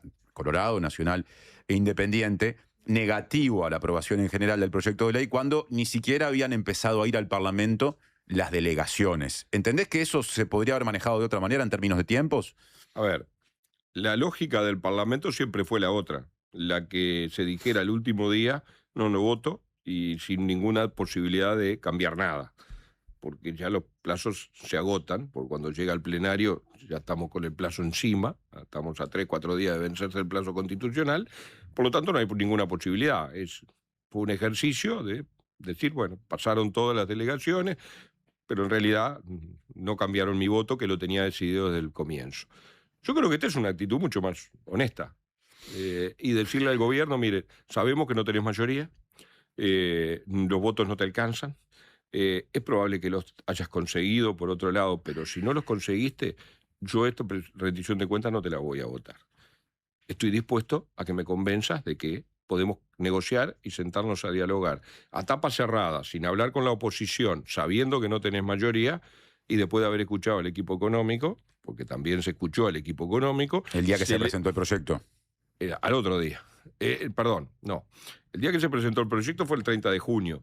El presupuesto entró a la Cámara el martes 7, si no me falla la memoria, y se comenzó a tratar el miércoles 8. El miércoles 8 se recibió al equipo económico, el diputado Conrado Rodríguez, en representación del partido y del sector, le hizo una serie de preguntas, si estaban dispuestos a cambiar en esas preguntas, en esos temas que son gruesos para el país. Y el ministro de Economía, la mayoría no las contestó, o directamente contestó que no había voluntad de cambio. Bueno, una vez de eso, nos reunimos al otro día en bancada y decidimos, en estas condiciones, no acompañar el presupuesto. Tenemos 40 días, y 43 eran en aquel momento, días para negociar. Si no tiene los votos, bueno, es decir, creo que es mucho más honesto decirle con el tiempo suficiente como para que se pueda reconsiderar el tema, si es que realmente no tienen los votos. Yo creo que los tiene, ¿tá? Y creo que el anuncio de Cabildo Abierto fue más que claro, pero si no los tuviera, tiene 40 y pico de días para negociar, para cambiar aquellas cosas que nosotros entendemos que tiene que cambiar. O sea que es revisable la postura de la votación negativa. A ver, las posturas políticas siempre son revisables, primero, pero además nosotros le dijimos claramente que esto, así nos lo llevamos. ¿Están dispuestos a cambiarla? No, bueno. ¿Dónde está lo principal? ¿Dónde surgen cuáles son esas discrepancias? Yo creo que el gobierno tiene que dar señales claras. El clima de negocio del Uruguay ha empeorado mucho. La inversión ha caído. En el último semestre vimos un estancamiento en el crecimiento del empleo. A ver, hay señales muy fuertes. Hay empresas que se están yendo del país. Por lo tanto, necesitamos señales claras. La inversión no va a crecer por decisión del gobierno, va a crecer si hay un clima adecuado para crecer. Y, por ejemplo, ¿qué va a pasar con el sistema jubilatorio? Que están dando señales exactamente contrarias a lo que debería ser, que no hay ninguna evaluadora de riesgo que esté diciendo lo que va a hacer Uruguay está bien. ¿A qué te referís ahí? Por ejemplo, a bajar la edad a 60 años de jubilación.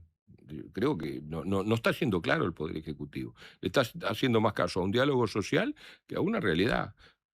¿Y por qué la posibilidad de que la gente pueda acogerse a la posibilidad del retiro anticipado, que en realidad todavía no está aprobado, eso debería ir al Parlamento y sí, claro. Vamos a ver qué pasa ahí, sería negativo para el clima de las inversiones? Y porque la macroeconomía del país se va a ver resentida fuertemente. No hay ningún consultor externo que diga lo contrario. Ahí el ministro O'Donnell lo que dice es, en función de un cálculo que yo acá no puedo reproducir porque sería meterme en camisa de once varas, los números acá. Lo que dice es, el efecto sería neutro. Bueno, pero el ministro O'Donnell también ha dicho cálculos que no se han cumplido. Dijo que el país iba a crecer al 2,6. Crecimos 1,8. Y justifica también el error en ese cálculo. Y bueno, sí, siempre se puede tener una visión diferente del tema. Lo que no parece es que este sea un tema para equivocarnos.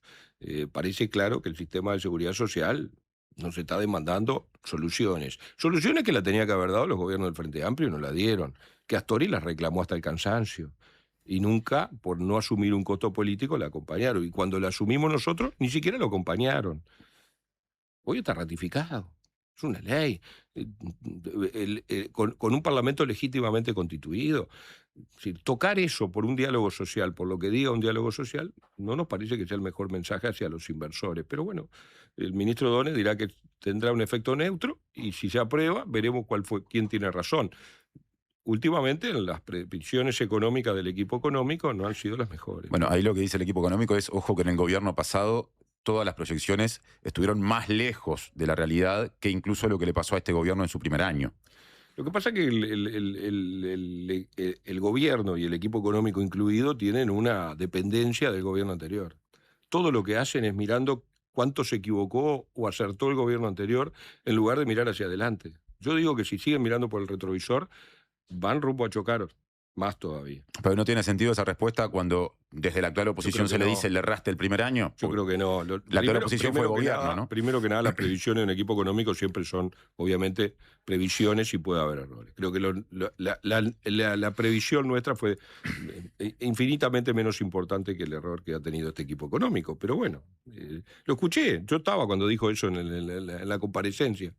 Por un lado, volviendo a por qué no se vota así o por qué los principales partidos de la oposición, así tal cual escrito, no dan sus votos para la aprobación en general del proyecto de ley de rendición de cuentas. Por un lado eso, vos decías, hay señales como los cambios que este gobierno impulsa en materia de seguridad social que no nos parecen buenos para el clima de negocios. ¿Qué más? Por ejemplo, estamos dispuestos a contener el ingreso de los funcionarios públicos, que se ha multiplicado en los últimos 15, 20 años. No hay ninguna medida al respecto. Nuestro gobierno era 3 por 1, 1 por 3. Ahora no lo hay. Siguen aumentando. No parece que el Estado pueda seguir creciendo. Tenemos un Estado caro que nos está pasando factura en el momento donde no crecemos. Ahora, yo te escucho a vos decir eso y por el otro lado, COFE ya está diciendo que lo que incorpora la rendición de cuentas en materia de vacantes es menos que lo que el Estado precisa para que, sobre todo algunos servicios, ponen algunos ejemplos, Ministerio de Ganadería, Agricultura y Pesca, que tiene incluso mucha gente cerca de jubilarse, precisan para funcionar bien. Entonces, parece que el gobierno queda entre dos fuegos. Lo que pasa es que cada uno tiene su interés particular. COFE defiende, obviamente, su fuente de trabajo, sus trabajadores. Yo defiendo un Estado que debe ser eficiente, que debe ser menos pesado, que tiene que bajar el peso que tiene, porque de lo contrario el Uruguay se vuelve inviable. Somos un país caro. Y cuando tenemos épocas de dificultades lo sufrimos. Capaz que con bonanzas y vacas gordas eso no se siente tanto o no nos damos cuenta. Y seguimos gastando como si fuéramos millonarios. Y en realidad no lo somos. Entonces, cuando tenemos dificultades como ahora, donde no crecemos, bueno, las dificultades están allí. El sector privado no creció. 1%, 0,1%. A ver, no parece razonable seguir creyendo que podemos agrandar el Estado. Yo respeto la posición de COFE porque defiende eso. Capaz que lo que haya que hacer es una reestructura del Estado. Y sacar funcionarios donde están sobrando, sacar unidad donde están sobrando. El gobierno hace pocas horas, días, ha unificado 2 secretarías. Teníamos 2 secretarías de Derechos Humanos. No parecía razonable. Derechos Humanos general y para pasado reciente. Ahora hay una sola de Derechos Humanos. Estaba bien, es lo correcto. Pero ¿cuánto tuvimos todo eso? Entonces, además no lo corrigió porque entendió que era eficiente, sino que lo corrigió por problemas en la dirección, en quienes integraban las direcciones. Ahora puso una sola persona para las 2. Está bueno eso, pero como esos ejemplos sobran en el Estado, entonces capaz que lo que haya que hacer es una reestructura del Estado, una reforma que realmente sea más eficiente. Donde falte, bueno, hay funcionarios que en otros lados están sobrando, hay unidades que están repetidas, hay funciones que están repetidas. Recién se fue Radio, comisionado parlamentario del sistema carcelario. Hay una propuesta de crear un sistema, un comisionado parlamentario para la infancia y la adolescencia. Proyecto de la senadora Blanca Rodríguez, que puede tener la mejor de las intenciones, pero está bueno, démosle esa función a la institución de derechos humanos que ya existe. Vamos a crear otra unidad más. No parece que ese sea el camino. Entonces, creo que de eso se trata esto, de hacer que el Estado sea cada vez más eficiente. De lo contrario, el peso que tiene el Estado, los uruguayos cada vez somos menos. Y cada vez somos menos los aportantes. Somos un país que no crece. Vos sos un hombre del interior. Cuando se habla de la cantidad de gente que trabaja en el Estado. Pero ¿qué pasa con la contratación de las intendencias? Porque hay también informes que dan cuenta de que en algunos departamentos hay números elevados de contrataciones. Sí. Paysandú no es el caso, al contrario, ha bajado. Pero sí, claro que hay. Hay exceso de las intendencias muchas veces en la hora de contratar funcionarios y personal. Sí, claro. Por eso aprobamos una ley que impulsó el Partido Colorado para que los ingresos sean por una ventanilla única y por concurso. Porque era clientelista, sí, no hay ninguna duda de eso. Pero eso también hay que cambiarlo. Las intendencias no pueden ser vistas como algo que no incide en el peso del Estado. Sí, incide y mucho en el peso del Estado. Yo no dije que no. Volviendo al texto del proyecto de ley de rendición de cuentas, yendo a lo que el gobierno ha marcado como las prioridades, ¿no? En un contexto en el que se habla de, bueno, me interesa ir ahí, se habla de un gasto incremental equivalente a unos 31 millones de dólares. Uno de los pilares es las políticas vinculadas a infancia y adolescencia, con la creación de una asignación que unifica prestaciones ya existentes, lo que supone 1.257 millones de pesos de inversión justamente para poner a andar eso.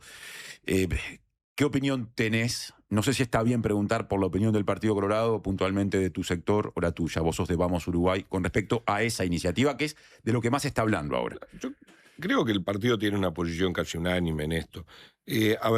Nadie puede estar en contra, jamás, de luchar contra la pobreza infantil. Ojalá no haya niños pobres en este Uruguay. Tenemos todo para que así eso ocurra. Lamentablemente los hay. y cualquier medida que se tome para bajar la pobreza es bienvenida. No creo que haya nadie en el Uruguay que diga una cosa contraria a esta. Por lo tanto, a veces lo que podemos discrepar es cómo hacemos eso. Es decir, está bien darle más recursos, yo creo que en el mientras tanto y en la emergencia está bien darle más recursos. Lo que eso no resuelve el problema estructural. El problema estructural de la pobreza se resuelve con trabajo fundamentalmente, que es la mejor de las políticas sociales, con educación, con vivienda, con salud, mejores.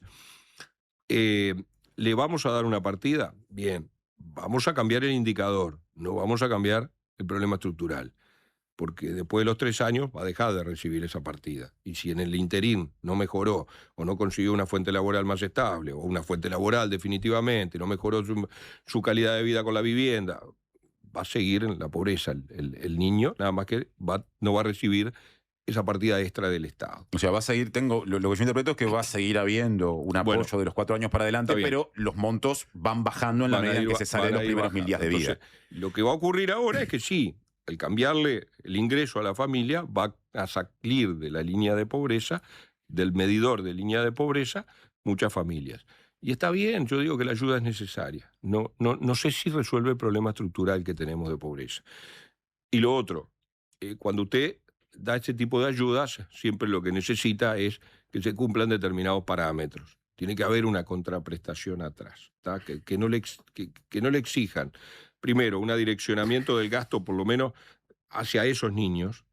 Creo que ya es un problema. Darle en efectivo el recurso evita el control del Estado, lo cual no estamos de acuerdo. Me parece que el Estado no es que le tenga que decir a la familia en qué tiene que gastar, pero sí tiene que controlar que no se gasten aquellas cosas que no deberían gastarse, porque son recursos para justamente atacar otros problemas, otras debilidades que tiene ese núcleo familiar. Yo no digo que sean muchos los que ocurre eso, pero ocurre. Y lo otro es que tenga la obligación de mandarlos a las instituciones de educación, a los CAIF o a los jardines, pero que tengan la obligación de mandarlo y que si no los manda, bueno, haya un seguimiento. Y está bien, capaz que no quitárselo de entrada, pero por lo menos hacerle saber de que ese no es lo mejor para ese chiquilín. El texto establece un 20% condicionado es muy poco. A educación y salud, también la asistencia, los controles médicos, y 80% no condicionado. También a los controles médicos. O sea, el 20% te parece una exigencia corta, digamos. Muy pequeña, muy pequeña. Ahora, con respecto a la otra variable que mencionabas, tenemos un video para compartir, la de qué manera le llega el dinero, porque vía a las familias beneficiarias. Ayer estuvo aquí el subsecretario de Economía y Finanzas, Martín Valcorba, y cuando le preguntamos por eso, hizo el siguiente comentario que me interesa. De eso sabe. Bueno, además fue el creador de la inclusión financiera. Habla de eso, precisamente. Vamos a escucharlo y a verlo. Las asignaciones familiares históricamente se pagaban en efectivo. Y lo que hizo la Ley de Inclusión Financiera fue permitir que se pagaran a través de medios electrónicos y que con ese medio electrónico se beneficiara la población que recibía la asignación familiar de la rebaja de la totalidad del IVA. Así rigió los primeros años. Y se cambió, entre otras cosas, porque la actual oposición criticaba que la forma de pago se fuera a través de medios electrónicos. Y por lo tanto se habilitó, se le dio la libertad a quien recibía la asignación de que si quería la pudiera cobrar en efectivo. Pero es curioso que quienes criticaban en el 2014 que los pagos se hicieran a través de medios electrónicos, hoy critiquen una forma de pago que fue impulsada esencialmente por las críticas que ellos mismos plantearon en aquel momento al pago electrónico. Esto decía Valcorba, yo no sé si en el 14 vos estabas en el Parlamento, pero bueno, en todo caso, en el 14 se responde? Sí, estaba, sí. En el 14 estaba. Yo entré en el 2010 al Parlamento hasta el 2020. Después estuve en el Poder Ejecutivo y ahora volví al Parlamento. Yo creo que eso no es así. Digo, respeto mucho la opinión de Valcorba en inclusión financiera porque fue prácticamente el creador de la inclusión financiera. Pero lo que se le criticó, recuerdo por lo menos desde mi posición, no era por la asignación familiar, era por las pasividades. Que en realidad lo que ocurría allí era que los pasivos no tenían una forma de obtener por el medio electrónico el pago, que estamos hablando además donde todavía no había el desarrollo que hoy tiene la tecnología para los pagos electrónicos, ¿no? Hoy casi nadie anda con efectivo, todo lo tenemos en la tarjeta y ahora lo tenemos en el celular porque cargamos la tarjeta en el celular y funciona perfectamente, ni siquiera andamos más con tarjetas. Por lo tanto, es un mundo que ha cambiado muchísimo en relación a 2014. Me parece que mirar tanto para atrás no es lo ideal. Lo que en aquel momento le decíamos, y lo recuerdo perfectamente, porque me llegaba a mí, era que en muchas localidades del interior no había un cajero, que era la única forma de obtener recursos en aquel momento. Ir al cajero y sacar el efectivo.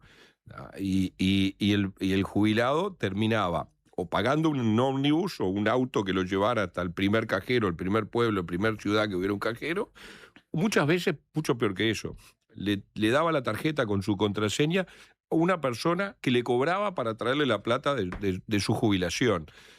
Eso es lo que le dijimos, a ver, no, es más, aún hoy hay discusiones con el BPS que ha suspendido, donde hay cajeros electrónicos, ha suspendido ir a pagar en efectivo. A una población que cada vez son menos, por una cuestión biológica, pero que todavía quieren seguir cobrando la plata en mano y les cuesta mucho ir hasta un cajero a sacar la plata y que una máquina les entregue el dinero, en el mejor de los casos, aunque tengan ese cajero. Es una discusión vieja, pero no creo que tenga que ver con esto. Acá lo que hay es un control del Estado para una prestación que estoy dando, una ayuda económica, a través de... la garrafa, que me tocó instrumentarlo en 50% de la garrafa a través de las tarjetas Mides. Cuando fuiste subsecretario de Industria, Energía y Minería, periodo pasado. Claro. ¿Cómo es la forma de controlar ese subsidio? A través de la tarjeta Mides. Yo le otorgo el 50% ¿a quién? A quien tiene un instrumento digital, una tarjeta del Mides. No se lo puedo otorgar a otro que tenga una tarjeta cualquiera. Entonces, es una forma de controlarlo, no le puedo dar en efectivo el dinero. Me parece que se están comparando cosas que para mi gusto no son comparables. Sobre el cierre de la entrevista, Walter, fuiste subsecretario de Industria, periodo pasado, sos diputado por el departamento de Paysandú, que tiene en este momento por lo menos 3 grandes temas vinculados al trabajo y a las industrias radicadas allí o por radicarse. Empiezo por esto último, por radicarse, GIF Global. Aparentemente está muy cerca la comunicación pública de un acuerdo con la firma para relocalizar ese emprendimiento en la zona de Nuevo Paysandú, en un predio contiguo a la planta de Portland de ANCAP. ¿Cómo está siguiendo ese asunto? Lo estoy siguiendo con mucha expectativa. Hace unos días atrás, hasta hace unas semanas atrás, te diría con mucha preocupación, porque las señales que me llegaban eran que el Poder Ejecutivo estaba muy duro a la hora de aceptar la negociación sobre el precio de intercambio de energía. Hoy es un tema que aparentemente está cerrado, que en agosto, que ya faltan pocos días, además, el presidente de la República va a ir a Paysandú a firmar el acuerdo con la empresa. Por lo tanto, lo estoy mirando con más tranquilidad y con muchísima expectativa. Es la inversión más grande de la historia del país, 5.300 millones de dólares, en el interior más profundo, donde cuesta muchísimo captar inversiones. Ojalá lo hubiéramos resuelto antes, pero la verdad es que bienvenidas sean este tipo de inversiones. Las necesita el país, las necesita el gobierno. Esto es bueno para Paysandú, pero es bueno para el gobierno también, porque va a tener una inversión que va a mover la aguja. En paralelo con eso, hay una cantidad de gente, no recuerdo el número exacto, que trabaja en cervecería y maltería Paysandú.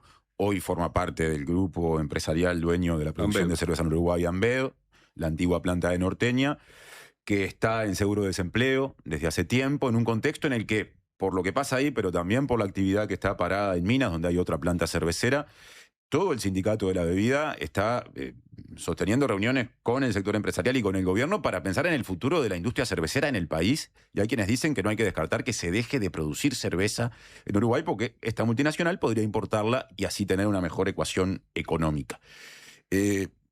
Con respecto a lo de Paysandú, a esa pata, ¿no? La maltería ubicada en Paysandú, ¿qué expectativas hay razonables para que eso pueda tener una salida positiva para mantener los puestos de trabajo? Es difícil prever una expectativa, tener una expectativa con este tema, ¿no? Yo no quiero generar falsas expectativas en la gente. Allí hay 150 familias fuertemente afectadas por esto. La empresa ha anunciado que va a continuar la paralización de las fábricas de las 2 hasta fin de año, con lo cual aumenta la incertidumbre de la gente, cobrando muchísimo menos, porque el seguro de desempleo es una ayuda, pero no es una solución, y que sigue negociando con el gobierno. Entonces, me parece que el gobierno tiene que ser un poco más duro en esto, y bueno, si vamos a negociar, y vamos a llegar a un acuerdo, tenemos posibilidad de llegar a un acuerdo, que ya con las plantas en funcionamiento. No podemos seguir aceptando, hace más de un año ya que estamos, o un año que estamos con las plantas de Paysandú, por lo menos la de Mina no tanto, paralizadas. Y allí hay una pulseada fuerte de la empresa que quiere obtener alguna ventaja más. Duplicar el reintegro de impuestos a las exportaciones, por ejemplo. Seguro. Esa es una de las cosas que pide. Eso es lo que ha pedido. Tengo entendido. Duplicar el reintegro de 3% a 6%. Exacto. No estoy en el gobierno, pero es lo que está pidiendo. Un negocio que ya está subsidiado, ¿no? Lo que está pidiendo es más subsidio. ¿Y entonces? Y bueno, ahí es donde tiene que el gobierno tomar la decisión y saber hacia dónde queremos ir, porque no podemos dilatar esto hasta fin de año con la parálisis de la empresa. Yo no digo que haya que darle más, no. El tema es que si no le das más, corres el riesgo de que los puestos de trabajo se pierdan en Paysandú, en Minas y en Montevideo. Habrá que ver cuáles son las condiciones que pone el gobierno para que eso también pueda ocurrir. Porque ellos dan por sentado que se puedan llevar la cebada para procesar en otros lados. Bueno, se la podrán llevar, veremos. ¿Y por qué haces ese comentario? Ahí me pierdo. ¿Cómo es lo de la cebada? Porque digo, Uruguay también es un gobierno que tiene su forma de proteger su fuente de trabajo también. Creo que el gobierno ahí tiene una tarea muy fuerte, muy difícil, para negociar con una empresa que está aparentemente en una situación dominante en el mercado. Entonces, un negocio que además está subsidiado, para subsidiar una bebida alcohólica. ¿Esa cebada que usa la empresa, a ver si entiendo bien, se produce en Uruguay o es importada? La de... la que se produce la que se trabaja en Paysandú. Es de Uruguay. Ajá. ¿Y por qué vos decías, bueno, pero hay que ver si se la pueden llevar a otro lado para producir? Está bien, hay que ver si la pueden llevar para otro lado para producir. No, pero AMBEP te puede decir, la compro en Argentina o en Brasil. También puede serlo. Digo, porque tiene esa ventaja también, ¿no? Tiene esa ventaja, sí. Tiene una ventaja. Es una multinacional que cotiza en bolsa. Ahora, la decisión la tiene que tomar el gobierno. No es una decisión fácil. A nosotros nos tocó lidiar con la paralización de la fábrica de Minas y también con la amenaza de cierre, y también nos pedían el reintegro del otro 3% de las exportaciones. Bueno, se acordó por otro camino, por una tasa ambiental, recuerda que se intervino el Ministerio de Ambiente allí, no se llegó a eso. Pero, de todas formas, es un tema reiterativo. Para cerrar la entrevista, mencioné al sector Portland de ANCAP cuando hablamos de GIF por esto del predio contiguo. Bueno, hay un proceso de discusión todavía abierto a nivel del gobierno con el sindicato de ANCAP vinculado a la reestructura del sector Portland. El gobierno inicialmente quería concentrar la actividad en Minas. Allí surgen oposiciones que dicen en Paysandú tiene que seguir habiendo actividad. De hecho, hasta desde la Intendencia de Paysandú se ha manifestado el interés que tiene el departamento de conservar esa pata productiva de ANCAP allí. ¿Qué posición tenés al respecto? Y bueno, es una posición difícil porque soy de Paysandú y Paysandú, la fábrica de cemento, es parte de la historia industrial, del Paysandú industrial. Difícil pensar a Paysandú sin la planta de cemento, pero parece claro que el Uruguay no puede seguir perdiendo 30 millones de dólares. Sería contradictorio con lo que dije hace un rato de ser más eficiente, tener menos peso del Estado, hacer la reforma del Estado que tenemos que hacer. Y por otro lado te digo, sigamos perdiendo 30 millones de dólares porque tengo una planta en Paysandú. No, fue una de las preguntas que se le hizo a O'Donnell. Si vamos a seguir perdiendo 30 millones de dólares. Fíjate que los 30 millones de dólares que perdimos 32 el año pasado. 32. Es lo mismo que le estamos dando a los sectores prioritarios de la rendición de cuentas. 31 millones de dólares, estos son 32 millones de dólares. O sea que podríamos haber duplicado la asistencia a la pobreza si no tuviéramos esa pérdida de 32 millones de dólares en el Portland. ¿Es posible para un país chiquito seguir perdiendo y produciendo a pérdida? Un número nada más. La tonelada de cemento en el mercado anda en el entorno de los 4.300 pesos, 4.500 pesos. La planta de Paysandú la produce a 9.500 cuando produce, y la de Minas a 7.500. Números redondos, ¿está? Dicho por la empresa, no por mí. ¿Podemos seguir pensando que podemos producir cemento? Ahora, ¿y el camino cuál es? ¿Concentrar en Minas, como propone ANCAP, o cerrar, como proponen Gabriel Gurméndez y Juan Martín Jorge, diputados de Vamos Uruguay? Concentrar en Minas puede ser una solución parcial. Podemos minimizar pérdidas, pero no sé si vamos a resolver el problema totalmente. Yo creo que las dos plantas están obsoletas, que para poder tomar una decisión, sea en Minas o en Paysandú, el gobierno ha tomado por Minas, tiene algunas ventajas comparativas, lo cual también nos duele, porque está cerca del gran centro de consumo, de un país que consume poco cemento, además, en relación a la media mundial y regional. Yo no sé, el Estado no está en condiciones de invertir lo que tiene que invertir para que esas plantas puedan ser eficientes, por más que se deje una sola en minas. Porque hoy va a ocurrir lo que estamos haciendo hoy. Para poder mantener el 30% de nuestro mercado, le compramos el clinker a la competencia, lo molemos, lo mezclamos, lo envasamos y lo vendemos con la marca ANCAP. No es ANCAP, es de otro.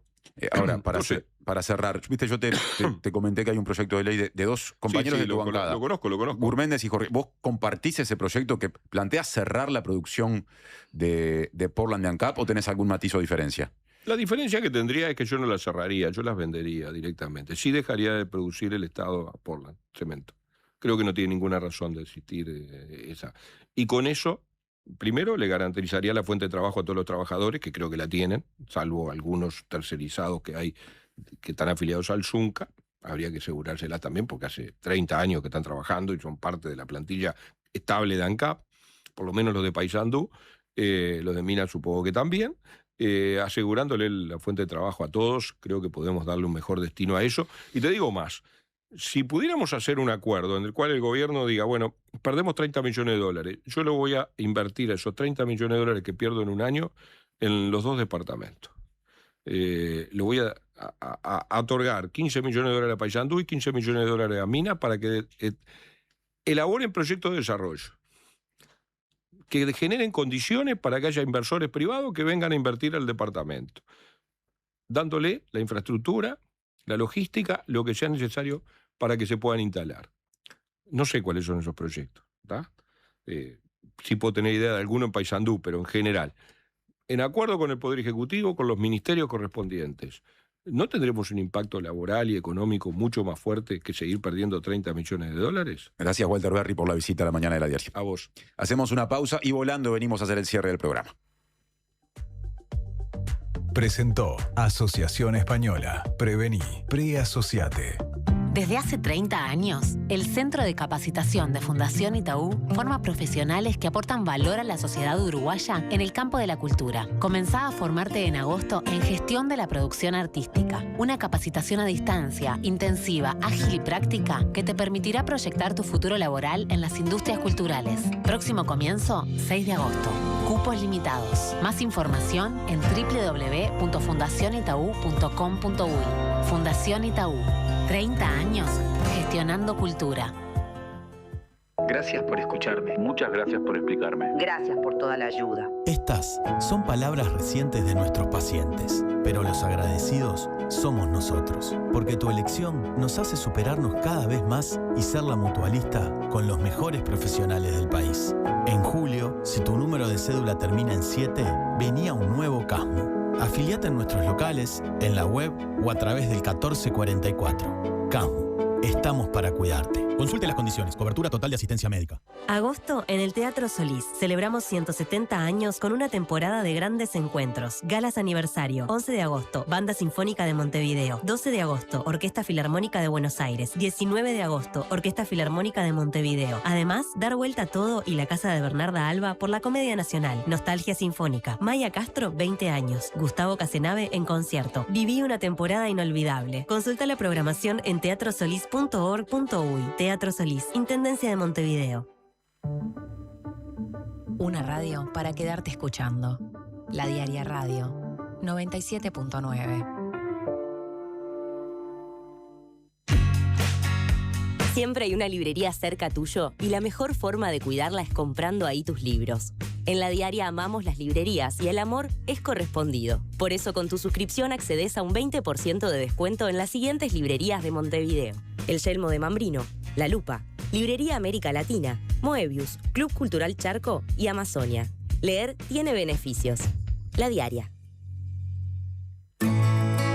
El Instituto Nacional de Colonización abre llamado para el Polo de Desarrollo Lechero de Florida. Las postulaciones serán para unidades de producción familiar. Los predios contarán con 145 hectáreas promedio, vivienda y sala de ordeño. Este proyecto colonizador ofrece la oportunidad de integrarse a la gestión asociativa del campo de forraje y de la tecnología del riego. Inscripciones del 13 de julio al 14 de agosto en todas las oficinas del país. Requisitos y detalles de los llamados en colonización.com.uy. Instituto Nacional de Colonización. Tierra para vivir y trabajar en el campo.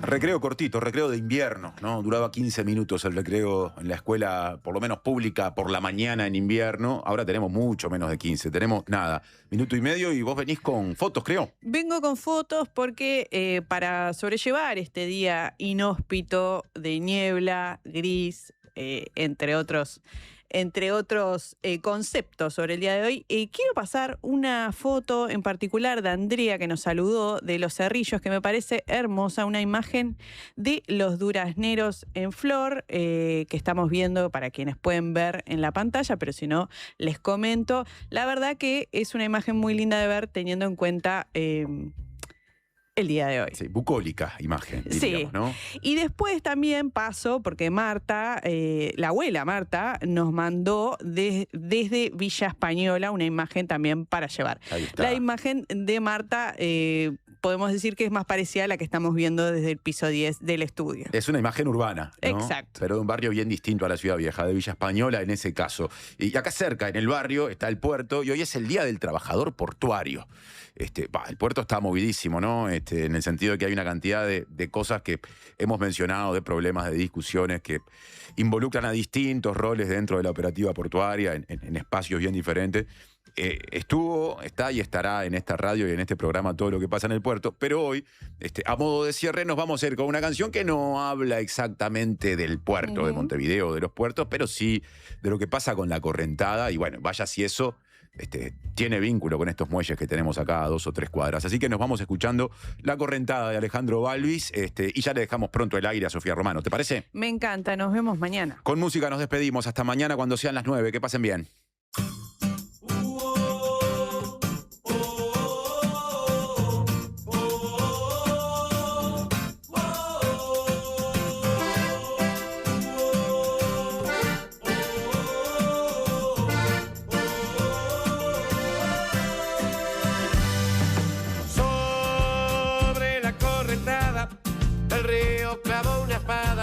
Derribando el terraplén, sombras atormentadas debajo de la frazada en el arca de Noé. Lugareños temen evacuar, bucaneros salen a robar.